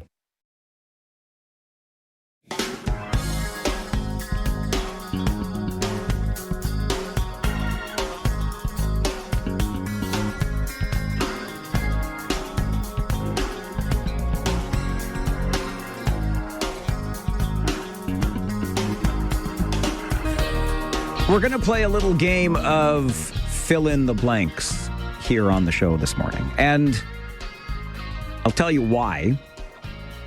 We received an email last evening. And in fairness, I didn't get back to said email until after going to see the Blue Rodeo Lost Together documentary last night. Nonetheless, Ontario NDP leader Marit Stiles' team reached out wondering if, while she's in the region today, she could get some time on the show to talk to you about what she is promoting today on the provincial campaign trail. And so we arranged a time. That time was 11:15 this morning, which is just 3 short minutes ago. And that time, as of first thing this morning, was confirmed by Ms. Stiles' people. I only saw during that last commercial break we just finished, an email had come in at 11:04 a.m. We are running late. Can we possibly have Ms. Stiles on at a different time? Well, that's not exactly the way a live talk show works. And once we confirm something, it is confirmed. We can't make it up on the fly, so to speak. We have things scheduled on the show, and Marit Stiles was scheduled for 11:15, confirmed by her team, and now absent because she's running late, which suggests to me, if I'm being honest with you, that you just weren't important enough to her today, because whatever else it is that she's doing now is more important to her than talking to you. I find that frustrating. However, I will share with you, in Ms. Stiles' absence, the media release that came from her campaign today, which says Ontario NDP's plan for southwestern Ontario and Niagara, I don't know why it gets specified, but nonetheless, includes the following for Kitchener-Waterloo. Providing a recurring monthly grocery rebate that is based on how much the cost of essential groceries like milk, bread, and vegetables have increased. Real rent control to protect tenants and keep costs from climbing. More doctors and nurses for southwestern Ontario. And fixing schools. Those are the things that Marit Stiles and the Ontario NDP propose to do by way of their media release this morning, but unfortunately, we can't ask how they're going to go about doing that. While we're talking about various campaigns and only having the ability to go for media releases, Ontario Green Party leader Mike Schreiner was in Kitchener today to support the launch of Aislinn Clancy's campaign in Kitchener Centre. And there is a 5-point plan introduced by the Ontario Greens to make life more affordable here in our community. Number 1, affordable homes. Number 2, affordable childcare. Number 3, fast and frequent transit. Number 4, primary care. And number 5, education. That's the release from the Ontario Greens this morning. I figure it's only right that we share the release from the Ontario Green Party, as we can only share the release from the Ontario NDP, which I, for a moment, asked myself, do I even share the release? Again, Leader Marit Stiles was scheduled at 11:15, confirmed to be here, and then at the last moment, running late. I know, it's busy out there on the campaign trail, but a promise made is a promise kept, right? And if you want to talk to the fine folks of the region of Waterloo through our show, then when you confirm the time, confirm the time. At least the leaders on the campaign trail today are talking about more than just their workout routines. If you missed Ontario Liberal leader Bonnie Crombie yesterday. So I was very proud that we were at the clout. We raised the money to run Super Bowl ads, and we're the only two parties that did. So let's say it's, the Ford against Crombie in this race, and I'm happy to challenge him anytime on his turf or on mine. And my turf's the gym, so if he wants to come at me, and we'll have a competition in the gym, and maybe we'll do push-ups. What do you think? I'm really not sure. Like, relevance, Your Honor? I'm not speculative. I don't even know how that reference comes up. The turf should be the province of Ontario. The turf should be the floor of the provincial legislature at Queen's Park. Do you want to challenge the current leader's record? Absolutely do that. But I didn't know that we were going to settle this provincial election by way of a push-up contest. Ooh, speaking of push-up contests, though, the annual challenge is back, the annual push-up challenge. We'll talk more about that after our 11:30 update from the 570 News Center. And it's got nothing to do with the provincial election campaign. This is the Mike Farwell Show on 570 News Radio and Rogers TV.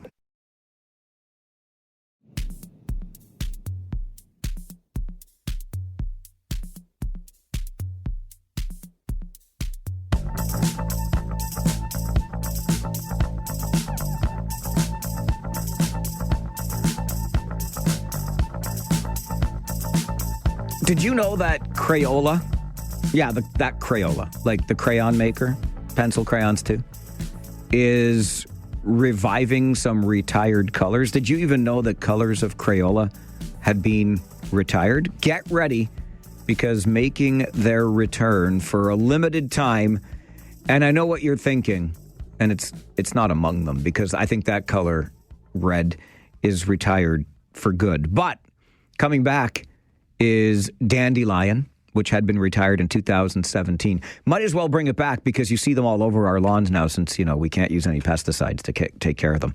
You can always tell the lawns in the neighborhood that have friends in the United States or Quebec, right? Anyway, Dandelion is coming back. Blizzard Blue, Magic Mint, and Mulberry, which were retired in 2003. I'll grant you, I was into my 30s by that time, and maybe not as engaged with the colors of crayons, but Magic Mint and Mulberry? I don't know. Orange Red, Violet Blue, Lemon Yellow, and Raw Umber. The hell is a raw? What's a cooked umber?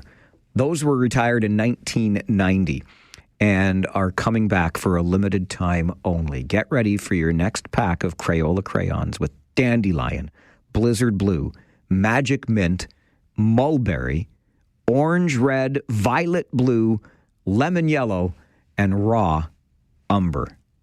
Limited edition, retired 8 colors of crayons from Crayola. How can we miss them if they won't go away? An update from the 570 News Center is coming up, and then that push-up challenge I mentioned a moment ago. No, not with Ontario Liberal leader Bonnie Crombie, but another push-up challenge and more on the way on the Mike Farwell Show. This is 570 News Radio and Rogers TV.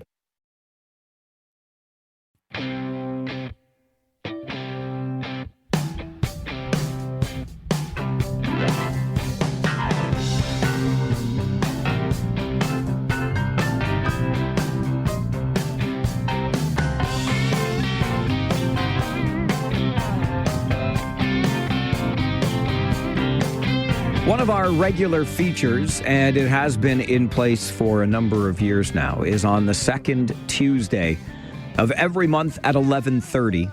Today is the second Tuesday, by the way, the 11th of this month. And Helen Fishburne is the CEO of the Canadian Mental Health Association, Waterloo Wellington. She joins us for a little mental health check-in on the second Tuesday of every month at 11:30. Helen, it's always good to talk to you. Good morning. It's great to be here with you, Mike. I feel like with everything going on in the world, we should be having a mental health check-in daily. My goodness. You know what? It wouldn't be the worst idea. And it's not lost on me that we got to see one another in person over the weekend at the Talk Today game with the Kitchener Rangers, because, of course, this is Talk Today month. And I know the Canadian Talk Today month in the Ontario Hockey League, that is. And I know the Canadian Mental Health Association takes very seriously and enjoys its partnership with the OHL in this regard. Yeah, it's really an amazing partnership. Just the opportunity to work with our local OHL teams, so both Kitchener Rangers and Guelph Storm for us in Waterloo Wellington, and to be able to reach folks that we wouldn't normally reach, to continue to promote mental wellness and how people are coping, particularly OHL players, right, who are, under a tremendous amount of pressure and performance stress. So it's a partnership we're super proud of. It was wonderful to see you in person and to celebrate that partnership and to continue to talk about how we can support our community through multiple partnerships. It's really awesome. I think what you said at the outset of this conversation, Helen, really resonates with people in that we could probably do well with a mental health check-in on a daily basis right now, given the events of the world. And we talked earlier today to one of our local MPs, and he used the word anxiety when it comes to tariffs and, the additional costs, et cetera, those sorts of things. This really does, the news cycle generally and everything that's going on really can take a toll, can't it? Oh, absolutely. It's a very strange time, Mike. It feels very unsettling. The world is very politically charged. It's turbulent. Certainly all the chaos that is being generated in the States, our closest partner and ally, impacts us. It spills across our border. But we also have our own chaos as well, right? Like federally, we don't have a leader. There's a leadership race. There's a potential election coming federally. Provincially, we're in the middle of an election. So at a time where we need to be very strong, very grounded, very secure as a nation, as communities, we're not feeling that secure either. And then having to face all of these challenges. And it's really tough, both from a business perspective, facing tariffs, but also from a consumer perspective, because all of us are going to be impacted potentially by tariffs as well. So it's very unsettling. It's worrying. Anxiety is 100% the right word. I was speaking with some other guests earlier today as they were leaving the studio, and they mentioned that there's no shortage of things to talk about, that's for sure, but it can weigh on people. And I wonder, Helen, if one of the remedies, maybe, heaven forbid, but to give yourself a little bit of a break. Like, I'm glad that people engage in our conversations every day, but maybe they need to give themselves a little bit of a break once in a while because it is so much to deal with. Or listen to the right media as well, too, Mike, because, again, people, honestly, what we have found, and we've seen it in our call volumes here at Here 24/7, what people are expressing are they feel hopeless, they feel helpless, there's despair, they feel emotionally drained by all of this. Anxiety, depression, of course, just follows, right? So really what we want to do is encourage people, first of all, to take care of themselves, right? there's a lot of things we can't control in all of these conversations, but we can continue to be mindful, to do our exercising, to talk about how we're worried and fearful, to take breaks, to get that digital detox, especially from stations that are just constantly sharing really negative and difficult news to absorb. Having that, news loop on our minds and in our hearts constantly playing really is contributing to feeling that drain.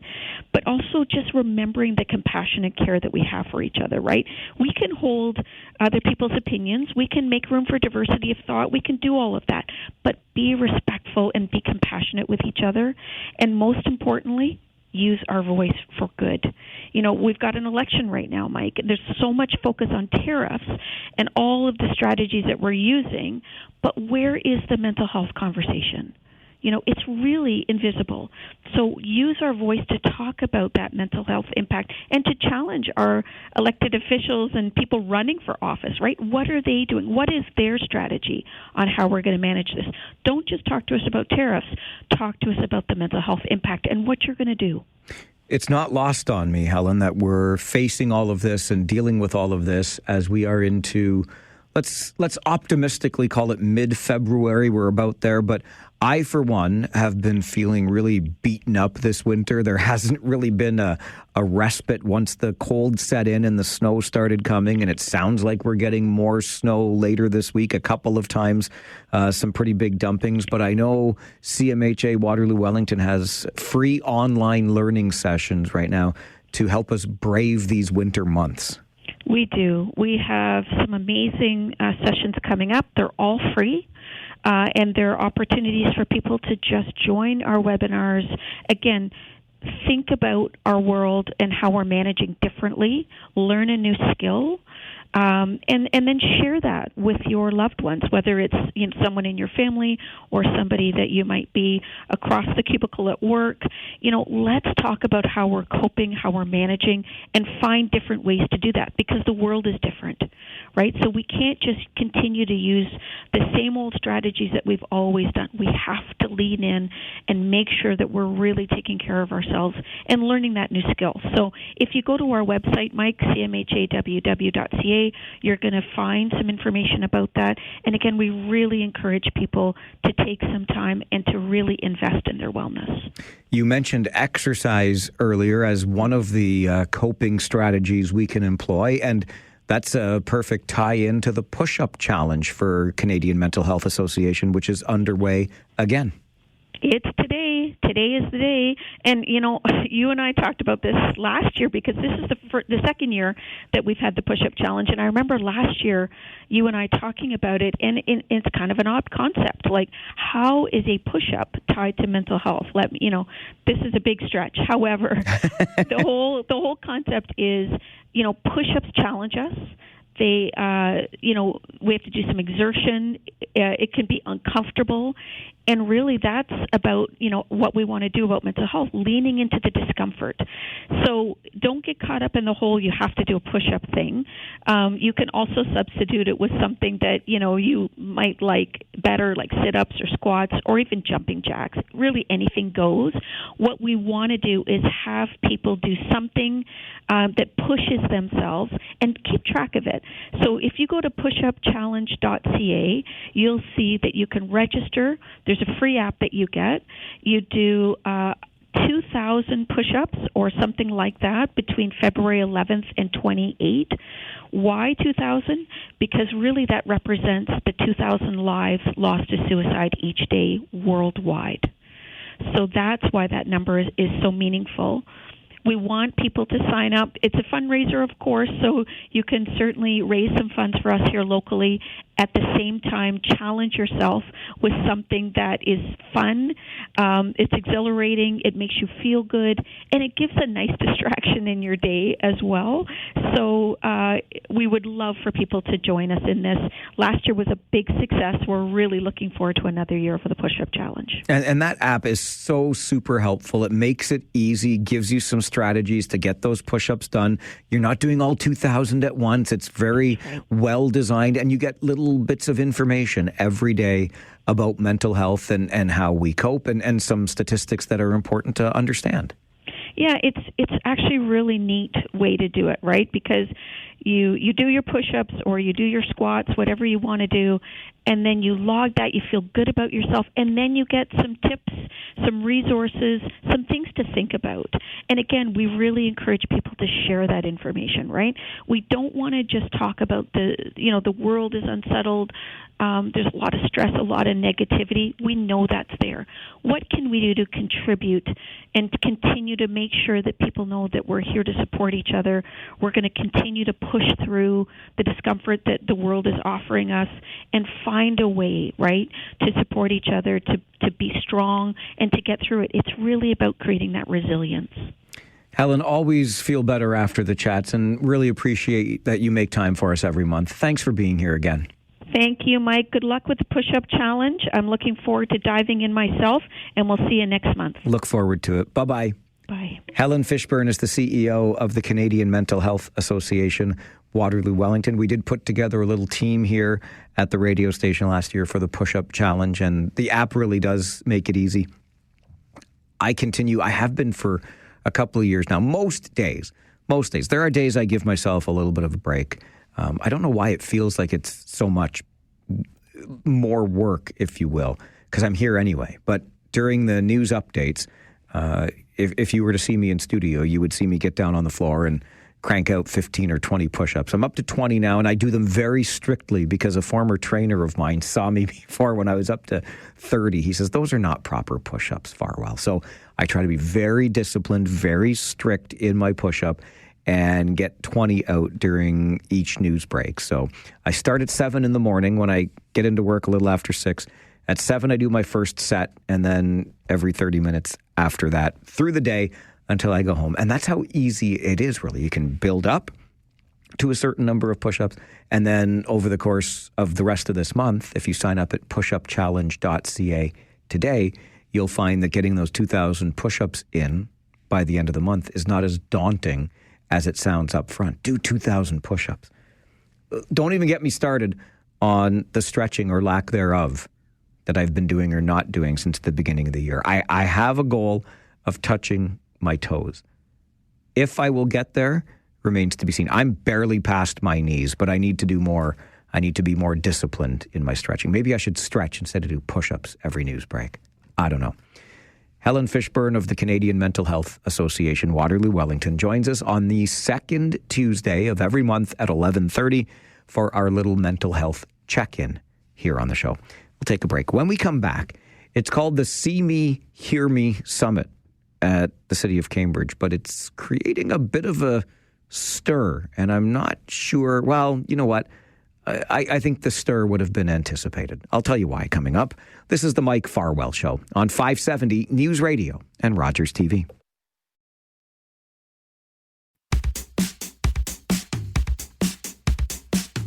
So the community at large has been encouraged to save the date in late April. At the Islamic Center of Cambridge, there will be the See Me, Hear Me Summit. Subtitled Unheard Voices, Families Shaping the Future of Mental Health and Substance Abuse Policy. The keynote speaker at the See Me, Hear Me Summit in Cambridge in late April will be none other than Michael Schellenberger. Michael Schellenberger is a somewhat controversial figure from the United States, particularly for his views around climate change, but he's also the author of the book called San Francisco, a play, of course, on San Francisco.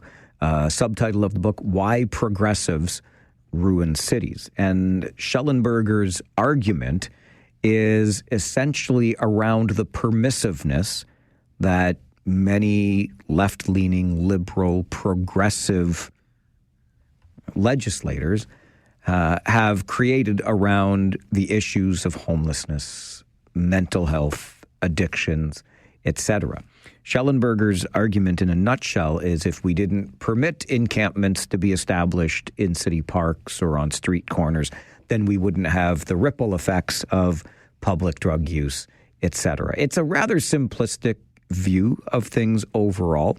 But the argument of deinstitutionalization comes up, and I think there's some merit in hearing the perspective. So I don't necessarily have any concerns around Michael Schellenberger's appearance and participation in this summit. I think if we're going to solve these issues, we should be open to a variety of different viewpoints. The thing about this summit, though, is the invitation comes directly from the office of the mayor, so it implies a certain bias. There has also been some reporting done on this to date, and it seems as though the rest of Cambridge Council was unaware that the summit was going to be happening. This comes directly from the office of the mayor without consultation from the rest of council. So, acting somewhat unilaterally, but we do have strong mayor powers after all. And then in response to media reporting, what Cambridge Mayor Jan Liggett has done is posted a video of her own to the official social media accounts of the city of Cambridge. Mental health and addictions is a topic that I personally am deeply passionate about. For years, residents of the city of Cambridge have been contacting me to intervene on their behalf as they navigate the complex treatment system. I can't sit idly by as this crisis continues without coming to the aid of those affected and their families. The purpose of this summit, See Me, Hear Me, is to illustrate the human toll and bring to light the unheard voices of this crisis. It is a platform for the affected families. It is not a place for politicians to push an agenda. As such, I encourage everyone to attend this nonpartisan event. At the summit, we will hear personal stories as well as firsthand accounts and expert opinions. Our keynote speaker is best-selling author Michael Schellenberger, whose research has dealt with families and their struggles navigating lack of assistance with treatment of mental health and addictions.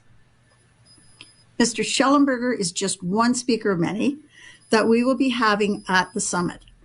Panel discussions will consist of individuals with a wide range of views. My hope is that attendees can listen to different perspectives and help brainstorm recommendations that can come forward in the future to municipal, provincial, and federal governments. My view on this is that we want to bring people together with a wide range of people with a wide range of opinions. There has been no connective tissue between the affected families, and they feel that they are alone in the fight to get treatment for their family members. Oftentimes, families feel that they are alone, and I want them to know that they are not. I want to bring them together with others struggling, with supports, academics, and experts who can help them share their stories. I implore anyone interested in attending to please register to join us for informative conversation. Let's advocate for the families affected by this crisis. Thank you for listening to my message and allowing me to clarify the false narrative that is out there. And that false narrative presumably came from the first article published about the summit. I have a challenge here insofar as Mayor Liggett chose to offer that response by way of a video posted to social media. It's not the way it's really supposed to work. We should have conversations about these things. And just so you know, we do have a request into Mayor Liggett's office in hopes that she can come on to this show and have a conversation about it. I find it a little difficult to believe this is apolitical and nonpartisan when the invitation comes directly from the office of the mayor. That, I think, makes it political right off the bat. But again, I think we should be open to having these conversations. I think we should solicit as many viewpoints as we can to deal with what is evidently a crisis in our community. And we should be open to all kinds of different ideas to help solve that crisis. But we have to make sure that the conversation we want to have and the open-mindedness with which we want to have it at the summit in late April, we also have to have about the intentions of the summit. Why are we doing this? Why was all of council not involved? Who's paying for it? I think this is coming out of your tax dollars, City of Cambridge. So those sorts of things, I think, should be clarified, and we have hopes that we will be able to speak to Cambridge Mayor Jan Liggett about it in the not-too-distant future. This is the Mike Farwell Show, 570 News Radio and Rogers TV.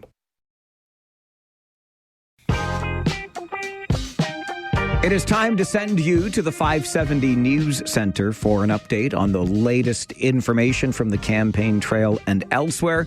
And then phone lines remain wide open so we can hear your thoughts during the 12 o'clock Talkback Hour. Your opinions. Let's start a conversation on the Mike Farwell Show, 570 News Radio. Take out the papers and the trash, or you don't get no spending cash. If you don't scrub that kitchen floor, you ain't gonna rock and roll no more. Yakety yak. Don't talk back. Just finish cleaning up your room. Let's see that dust fly with that broom. Get all that garbage out of sight, or you don't go out Friday night. Don't talk back.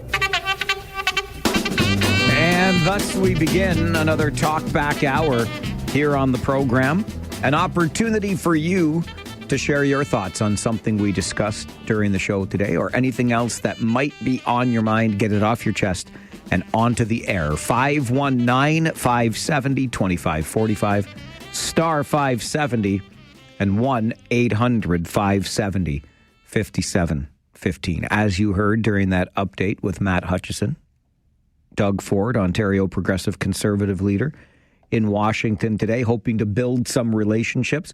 Is it true that Google Maps is now showing a Gulf of America instead of a Gulf of Mexico? Is that all it took? Is just a decree by the President of the United States? And now it's the Gulf of America on Google Maps. Imagine that. Paul sends me an email to Mike at 570news.com. about the See Me, Hear Me summit that I was talking about just before the noon update, and says he's hoping to attend. Something has to be done, and so far all we get is excuses. And I hear where you're coming from on that, Paul, and we've talked about it on the show before. Deinstitutionalization and the flood of people onto the streets with no place for them to get care has absolutely got to be a part of the problem that we are experiencing today. And there's an argument that's been made that involuntary treatment or moving people from their encampments or other states in communities where they might be using drugs publicly and under the effect of those drugs, if we were to move them into a treatment facility, that would not be a compassionate way of meeting them where they're at with humanity, taking a human rights approach. But the other side of that argument is, and I've heard it expressed many times, how can we possibly be seen as compassionate if we leave somebody in the throes of addiction living an altered reality on our streets? I don't know, but we really do need to find some solutions to all of this. Let's get to the phones and hear from you on the Talkback Hour. Paul, you're going to start us off. Good afternoon. Mike Farwell, producer Paulie here. How are you? Whoa, producer Paulie, my dear friend. I'm great now. How are you? Not too bad. So I'm calling today. Now, I swore that my voice would never be heard on this station again since this company fired me. But I come to you with something a little more important today. I do have a rant, as it were, against the tow truck industry. Now, not the whole industry, of course, but unfortunately what I've experienced is a little more common than I realized. So now, working in radio for 20 years, I realize I can't mention the name of the company, but their name suggests they are able to tow your car. So here's what happened. Back in November, my wife was in a bit of a fender bender, and, a little bit more than a fender bender. We had to go to the police reporting station and get the car looked at. And the towing company that showed up, was kind enough to take our car, and they were going to hold it in the tow lot. Well, it sat in the tow lot, and it sat in the tow lot. And it sat, guess where, Farwell? In the tow lot. You got it, in the tow lot for over 2 months. We just got the car moved to the body shop a couple of weeks ago. So upon further research, I guess this is a scam that some of the towing companies run where, because everything's going through insurance, that, they get paid for every day the car is in their possession. So they try to keep the car as long as possible. So, yeah, it was in their tow lot for over 2 months. And I know a lot of people don't have much sympathy for the insurance industry, but it's because of jerks like this that rates are as high as they are. So remember, people, if you're in a collision, hopefully you're not, and a company shows up claiming they are able to tow your car, do not let these guys touch your car. It's just despicable what we went through for the last 2 months, just trying to get them to answer their phone. So you couldn't even get, like, all this time, you couldn't get your car out of that tow lot? That's right. Now, it was dealing through insurance, so I had to call insurance every couple of weeks. Hey, what's an update on my car? And, sometimes they say the tow truck company wasn't answering their phone. And, they wouldn't release the car, I guess, until the tow truck company, the insurance company kind of, paid their price, whatever that price was, for releasing the car. So if anybody listening has a decent experience with the towing company that doesn't hold your car hostage for 2 months, I'd love to hear it. But anyway, but the moral of the story, or the end of the story, it's now in the body shop, and apparently we should have our car back within a few weeks. Looking forward to that happening for you, and it is great to hear your voice, my friend. Thanks for calling. You too, Farwell. I've missed talking to you. You too, Paulie. Thanks, buddy. Bye. Bye-bye. Boy, producer Paulie. What a great voice to hear. I have the warm and fuzzies now. And I've heard similar stories, horror stories, about what can happen if you're involved in a collision. So please do, on Paulie's advice, take extreme care when it comes to who is hooking up your vehicle after that. Rory, you're on the Talkback Hour. Good afternoon.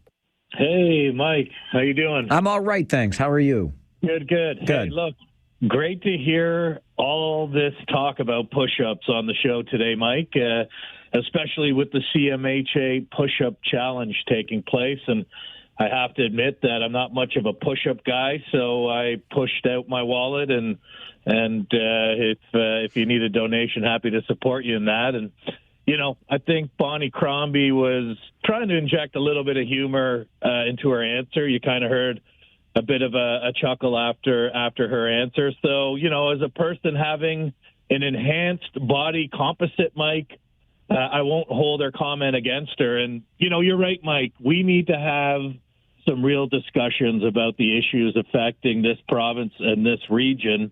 The real issue, I think, Mike, is whether BC candidates will actually show up to local debates, because as we know, and as they're starting to do now, you can Google it and see the news, BC candidates are canceling their involvement in local debates.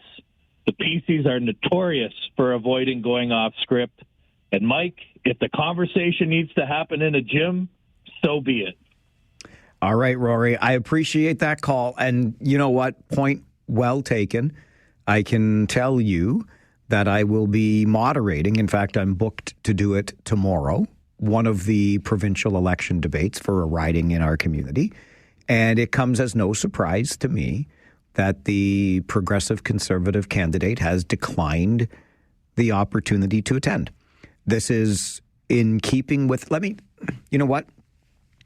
I'm going to take the break because I'm already a little bit late. But I'll explain the full history of this, where it started or how it started and how it's going today. I think that's how the memes go online now, right? Because, this is where we've ended up when it comes to elections, both provincial and federal. For whatever reason, Team Blue decides to not engage in public forums where they have an opportunity to share their views. And I'm quite curious about that strategy. Anyway, I'll talk more about it. And if you want to talk about the Liberal leader challenging the Conservative leader to push-ups or the absence of Conservative candidates at election forums, I'm happy to hear from you too. It's the Talkback Hour. Belongs to you on the Mike Farwell Show. 570 News Radio and Rogers TV.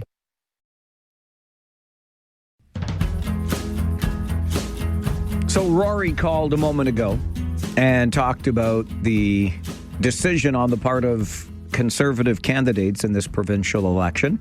And it's not new. It has happened in recent elections, both federal and provincial, where Conservative candidates decide they would rather not participate in election debates. And we call them debates, but they're really forums. They're an opportunity.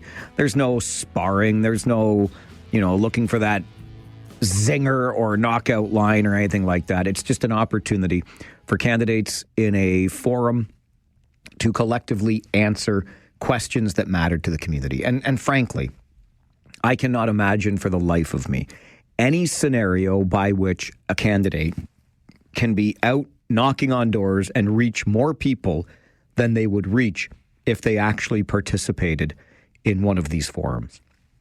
An hour, 2 hours out of your day, whatever it may be, you're going to reach a much larger audience than you could possibly reach going door to door. So why? Why has the Conservative Party decided as a strategy to avoid these forums? I haven't the foggiest, but if we peel this back a number of layers here, we could go back to a day when part of the Conservative Party strategy, and I suspect other parties picked this up over time, but I'm quite confident in saying it was the Conservative Party that pioneered it. They would have set talking points, messages they wanted to get out during a campaign, or even whilst in government. And people who were party members would listen to talk radio shows just like this and call in to continually reinforce those messages. It was a strategy. Let's use the talk radio airwaves, and Joe and Jane Public, might sound like Joe and Jane Public, who are actually party members, would be reinforcing key messages during the campaign and then while the government was in power. It went from that to, and I remember from covering these or moderating these debates or forums during elections, that Conservative candidates would show up with a binder full of key messages so that they could flip from one to the other to make sure they delivered exactly the message that the party wanted delivered on a given issue. And I think that's probably the same for others, but I only ever saw the Conservative candidates bring out the big book, so to speak. And now they've just stopped coming to the debates/forums altogether. And I can't quite figure out what the strategy is behind that. Although they've been elected twice in the province with a pretty strong mandate. So who am I to say it's a poor strategy? Maybe it's the best strategy, but it does prevent us from getting to hear their thoughts on certain issues. And Rory also talked about, he's okay with the push-ups comment from Bonnie Crombie. Look, I take myself way too seriously. I'll be the first to admit it. And I do want the election to be about issues. I don't want it to be about personalities. I don't want attack ads. I just don't understand where a comment like that even comes from. You're asked a question about a Super Bowl ad. The Ontario Liberals had one. The Ontario Conservatives had one. And you talk about how proud you are that the party was able to fundraise enough to get an ad onto the Super Bowl. Cool. But then you're ready to take on Doug Ford on his own turf, or even on my turf, which is the gym. How about a push-up contest? Like, how does that even come out? And is it, quite frankly, a shot at you being in better shape than Doug Ford? Because I think it might be. And I don't think that's cool. I think that's even less cool than the silliness, quite frankly, of talking about your ability to do push-ups on the campaign trail. How about your ability to balance a budget? How about your ability to inject more money into municipalities so they can deal with encampments and the mental health and addictions crises on their streets? How about that? Healthcare, hiring more family doctors, nurses. That's what I want to hear about. Anyway, that's my background on all of that. Talkback Hour continues with Tom. Good afternoon, Tom. Good afternoon, Mike. Beautiful day. Beautiful day out here. So basically, you're saying that when Brian Mulroney, back in the 90s, if I remember correctly, had a phone-in session, he was going to take 10 calls, that 9 out of those 10 calls were pre-arranged. No, I'm not saying that at all. Just let me finish. And I'm saying that it was sort of like they were pre-arranged, and then when the 10th caller again, they mentioned something was totally off script that he didn't know how to answer that. So is that sort of the same thing, is that they want to stick to their talking points, but do not try to get them off their talking points so they won't really address the issues at hand? Well, I would hope they have talking points to deal with the issues at hand, but I suppose that would be one way of looking at it. Okay, because I tried calling Doug Ford's office yesterday, today, and his line's completely jammed. I tried calling Brian Rydell in Cambridge, Sort of the same thing. And to your other point, we do not know in Cambridge who even the NDP representative is in the Cambridge area. But I think it was a couple of weeks ago, Mike, where if you had these town hall meetings once in a while, the public would get to know who is there, whether that's the governing party or the opposition's party. But at least you could communicate face to face with them. A newsletter and maybe attending a function that they're out to do something doesn't really give everybody an opportunity to do so. No, it's a one-way form of communication for sure. Yeah, absolutely. Thanks, Mike. Have a great day. Thanks, Tom. Appreciate your call. And your NDP candidate in Cambridge is Marjorie Knight, in case you were curious. And it just so happens to be, since you brought up Cambridge, that is the forum that I will be moderating. And no, the PC candidate will not be there, but Marjorie Knight will be, along with Carla Johnson. She's Green. Rob Deutschman is Liberal, and Belinda Carahalios, New Blue. Am I missing one? I don't think I am. I think I got them all. NDP, Marjorie Knight, Liberal, Rob Deutschman, Green, Carla Johnson, New Blue, Belinda Carahalios, and then the absentee PC. It's your 12 o'clock Talkback Hour, the Mike Farwell Show, 570 News Radio and Rogers TV.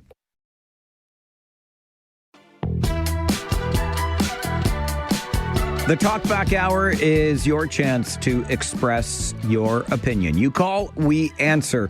Grant, you are next. Good afternoon. Yeah, good afternoon. Well, then the PC party should not be allowed to run at all because... Well, we can't prevent that, Grant. I would. You would. It shows me that we don't matter to them at all. So they should be pushed to doing these open forum meetings or these television. Like, I guess it's too much effort for them to get up off their asses and to do something. All right. Well, I guess if that's how you feel about it. And listen, it's more effort, in my opinion, I will say again, I think, to go from door to door. You could not possibly reach as many doors in an hour or two as eyeballs and earlobes you could reach, eardrums you could reach by participating in one of these forums. I don't know why they have chosen to do that. I would suspect the decision comes from the concern that a candidate would say something they ought not say, which might lead me to suggest you find candidates that can speak better off the cuff. I don't know, but don't expect to hear a whole lot in a public forum from your progressive conservative candidate in this provincial election. It's your 12 o'clock Talkback Hour on the Mike Farwell Show, 570 News Radio.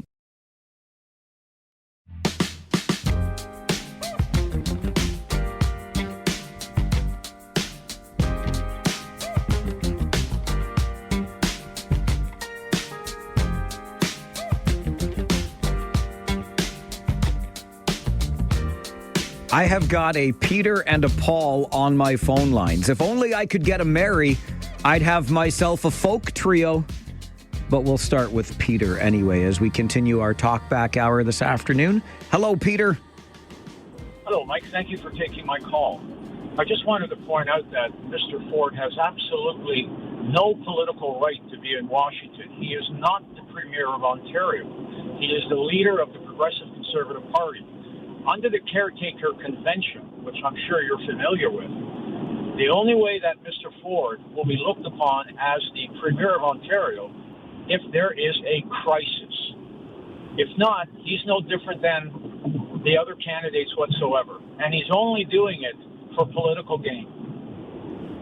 Peter, you are spot on. I appreciate the call. It is exactly what's happening. And let's be honest, this entire election is about political gain, isn't it? But well said. And just if I can reinforce the point that Peter made, Doug Ford, currently in the midst of an election campaign, is not the Premier. He is the leader of the Ontario Progressive Conservative Party. And we in media are to refer to him as such so as not to influence anyone's vote. But well said, Peter. You know your stuff. From Peter to Paul. Good afternoon, Paul. Okay, does Peter also agree that all the Liberals that are running down to visit various other people should not be doing that as well? Because we are effectively prorogued. There is no actual representation. So why is Jolie constantly going down there? Why is Trudeau constantly doing these different things? Right now... Well, he's still the Prime Minister, and she's still the Minister of Foreign Affairs, right? Okay, so I guess it's acceptable in one case if it's against the Conservatives, but not acceptable if it's against the Liberals. Face it, as soon as they come back from prorogation, there's going to be an election, and none of these people are going to have their jobs anyways. But what I wanted to talk to you about was debates, and whether or not individual candidates should be going to these debates, so to speak. You said, they can reach a lot more people than they do out door knocking. Not necessarily, because when you're doing one of these debates, people are listening to your from your entire listenership, not just the area that the person is running. Number one.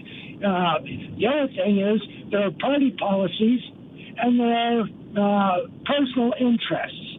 Now, if somebody is at a debate and they're putting forward themselves as a candidate for a political party, they should be talking about the party policies, not their individual positions on things.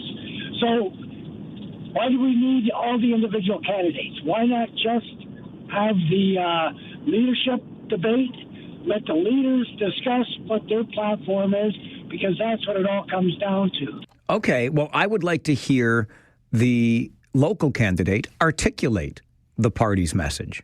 I think that's fair because it will be that person who is representative. But your point's well taken insofar as the people in your riding may not be the only people watching that particular forum or debate or listening to it, whatever the case may be. So fair enough. I still think your odds are way better getting involved with one of those forums. But who am I to say? And you know what? It's a great Tuesday because we go from Peter to Paul to Mary. We've got a Peter, Paul, and Mary on the show. Hi, Mary. Mike, I heard your plea for a Mary. I knew you'd come through for me. You want to sing now? Should we sing a song? Oh, no. Okay. I don't just sing happy birthdays and, don't give up your day job. Gotcha. I gotcha. Yeah. But anyway, I have not had one person knock at the door yet. I don't know if anybody will show up. I would like to have somebody at my door that I can talk to in person. Now, I don't drive at night, so I'm not going to any of these whatever they have out there. But I Googled all the different people that are running, and I'm interested in the new blue, which is the Caraholios people. Yep. Right? They were pushed out by Ford, dumped from the Conservatives because of an issue. And what I get is that they are not far right, but more to the center. That's what I understand. But are you going to have all these people on your show, Mike, to focus on them, or what are you going to do? I'll tell you. Yeah, Mary, you know what? You can catch them. Rogers TV is putting together a series of forums, and I will, in fact, be moderating the Cambridge debate with the new blue candidate, Belinda Caraholios. Yeah, and when is that? I don't know when it's going to air. I'm sorry, but I'm going to moderate it tomorrow, and then it's going to air multiple times between now and the election. Okay. Well, you know what? I'm a political junkie. And I know. I want to know. Okay. I do. I will share with you the dates as soon as I have them in my hands. Thank you. You're welcome. Great to hear from you, Peter, Paul, and Mary. Now we have a George. We just need a Ringo and a John. Anyway, and a Paul. Hi, George. Yeah, hi, Mike. Mike, I'm very disappointed. I usually always vote Conservative, but this time I'm going to send Doug Ford a message. I hope a few of us do, because he had the mandate. We don't need this election, and I don't like the fact that he's not allowing his blue riding guys like Uncle Rob to speak. No, sorry, I got that wrong. Rob is with the Liberals. Yes, he is. Riddle, right? I guess that's his name. Yes. So what I'm going to do to send a message to Doug Ford, I hope he still wins, but maybe he won't have that strong mandate. I'm going to vote for Uncle Rob. All right, George, appreciate the call. George is changing his vote from conservative blue to liberal red because he doesn't like the candidates not participating in the public forums. It's your choice. It's your vote. We'll take a quick break. Continue with our 12 o'clock Talkback Hour. Terry, you're next, and there's a line for you if you want to participate today. It's the Mike Farwell Show, 570 News Radio and Rogers TV. And it continues with your phone calls. Terry, good afternoon.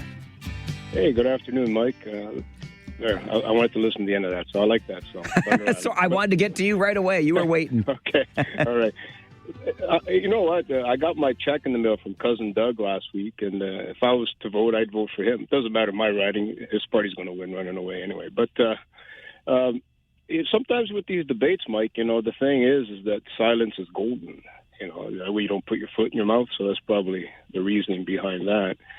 And I heard you this morning talking about the push-ups thing. Was it Bonnie Crombie wanted to challenge Doug Ford? Yeah. Why don't you get Liberal Bob and Paul from Preston, the two rivals there, to do push-up contest, or at the very least a slap fight or something like that? Those two would go at it, because I don't think they care much for each other, but it would be interesting. You could probably charge admission to that and make oodles of money for contribute to your charity. How's that? There you go. Anything that contributes to my charity, I'll consider. Excellent. Anyway, Mike, when are you leaving for Kingston? Is it Thursday or Wednesday? I'm leaving Thursday. I'll be here tomorrow, and then I hit the road again. Oh, okay. I hope they do. I know they got a game tonight, but that's the only time you're going out east, I guess. Yes, it's the one time we make that swing. Kingston on Friday, Ottawa on Sunday, and Peterborough we catch on the way home, Family Day Monday. Yes, and enjoy the snow up in Ottawa. I'm sure Shut up. Tons of it. You know what, Mike? I'm in Windsor right now, and there's nothing on the ground here. So there you go. That's where all the snow is, up that way. All right. And way east. Anyway, have a good day, Mike. Thanks, Terry. Appreciate the call. I don't appreciate the weather forecast because, oh my goodness, I'm feeling it here. And yes, we do have our Rangers game tonight. Oshawa Generals in town. Pre-game coverage with Paul Fixter and I starts at 6:30 right here on 570 News Radio. JB, good afternoon. Afternoon, Farwell. I'm going to assume that the panels that you're talking about, the one that you're moderating, they're not going to be aired on the station then? No, they're going to be on Rogers TV, and I actually have the dates in front of me now. Monday the 17th at 7 p.m., Tuesday the 18th at 1 p.m. So there you go. Sure. Well, some of us don't have cable that, rely on mediums like the radio. Well, you know what, JB? It's a good reminder to me. I'm going to, listen, since I'm going to be moderating, I think I can second some of this coverage that we can air here, too, because we should. We really should. I want you to get as much as you can. And the thing is, we're going to be hearing your voice anyway because the big red overlords are kind of lazy and they usually air reruns of your show in the evening anyway. So why not figure, get some real live, in-action programming instead? All right, we'll do our best. Cheers. Thanks, buddy. Appreciate it. And here's the reality. Short election campaign. Resources are what they are in media today. I will not tell a lie. There's a reason you hear a lot of me on this station. So, and we've got 5 ridings to deal with and coordinate. And so, yeah. And we want to make sure everybody gets an equal opportunity. So I know Rogers TV is working hard on this stuff. We're doing the best we can with what we got. That's for sure. Mike, you're on the Talkback Hour. Good afternoon. Mike is gone. No more Mike. How about Ringo, a.k.a. Afif? That's pretty good. George and Ringo. Now I just need a John and a Paul. Hi, Afif. Hey, how are you doing, man? Good. How are you? Good. First, I was like, okay, I want, what's his name? Doug Ford to be here because I don't want him going to Washington. Yeah, I want him to go to Washington and talk to that fool and get him. Oh, you do? Okay. Stop. I got you. Yeah. But I don't like the guy that's writing for Kitchener. So now it's like half and half. Oh, I see what you mean. You want Doug Ford to win, but you don't want to have to vote for the guy in your riding. Right. Okay. So now I don't know what to do. Decision. You're going to make. Okay. Yeah. Have a good day, man. All right, Afif. I appreciate it. This is how for what it's worth, I always vote with the local candidate. I care not as much about the leader as I do for the person that is in my riding that I think will do the best job for me. That's how I do it. A lot of people vote with the leader / the party, particularly provincially and federally. Not the way I do it, but hey, you do it how you want to do it. Just make sure you get out and vote, okay? Voting day is the 27th of this month. Sean, good afternoon. Good afternoon. Well, Sean's pretty close to John anyway. Oh, you're... Really? Well, yeah. Oh, John. Sorry, I was thinking, yes. Okay. You know what? I'll take it. Jean? All right. Yeah. Now I just need a want Paul. to respond to that. I just want to respond to that gentleman that wanted to send Doug Ford a message. Yeah. Do you remember back in the 1990s, they wanted to send the message? Sean, we ended up no, I know. Bob Bray and the NDP. Don't do that. Oh, those. Don't do that. Do you For the love remember? of God, don't do that. Those 5 years in Ontario, my word. I got the We ended up with Pink Floyd as our Minister of Finance. Yeah, don't be sending messages that ends up with the NDP in power. All right. God's sakes. Thanks, Sean. Appreciate that. Just keep that in mind, okay? There is the devil you know and the devil you might get to know.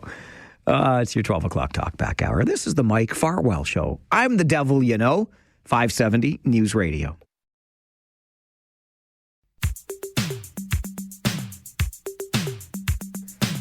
About 4 minutes away from 1 o'clock, your update in the 570 News Center, and then Now You Know with Rob Snow, which will take you through until 3 this afternoon. Right back to the phones on our Talkback Hour. James, good afternoon.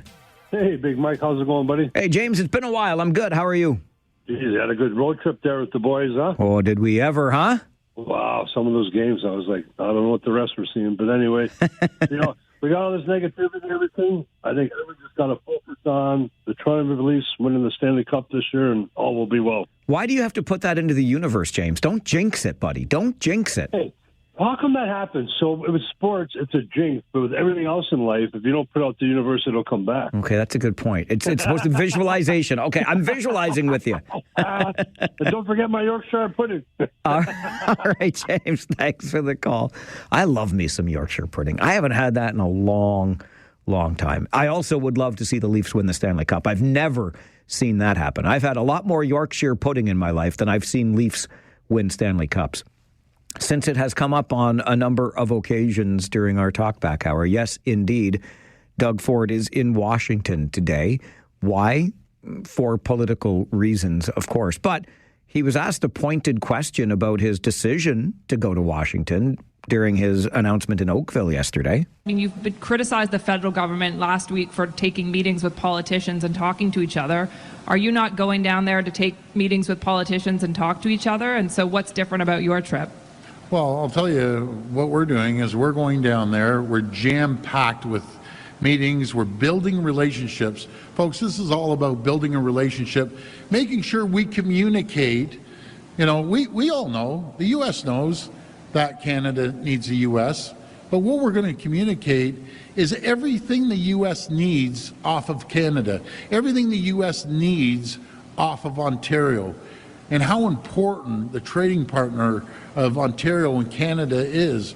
We're their number one export destination in the world. Canada is, and Ontario, if they were a standalone country, would be the third largest trading partner in the world to the U.S. So it works both ways. We want to build an AmCan fortress. That's what we want to do, a stronger relationship. An AmCan fortress, a stronger relationship between Ontario/Canada and the United States. We have mayors both in Kitchener and Waterloo tabling motions to look at buy Canadian, support local, and where legislatively possible, because our municipalities have their hands tied to some degree by provincial legislation when it comes to procurement. But it's going to lead to a really interesting conversation. I get the sense that a lot of us are wondering why it took so long.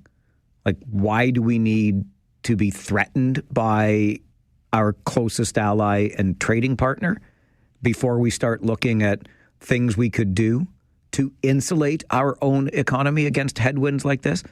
And I think that's a fair question. But the other question we're going to have to ask then is, how much more of a premium, if you will be willing to pay to support local. For example, I heard that I heard from authoritative sources, not just around the water cooler, but Pittsburgh, for example, which produces a whole bunch of steel in the U.S., upon announcement of these tariffs, is anticipating increasing prices because the demand for its steel is going to go up.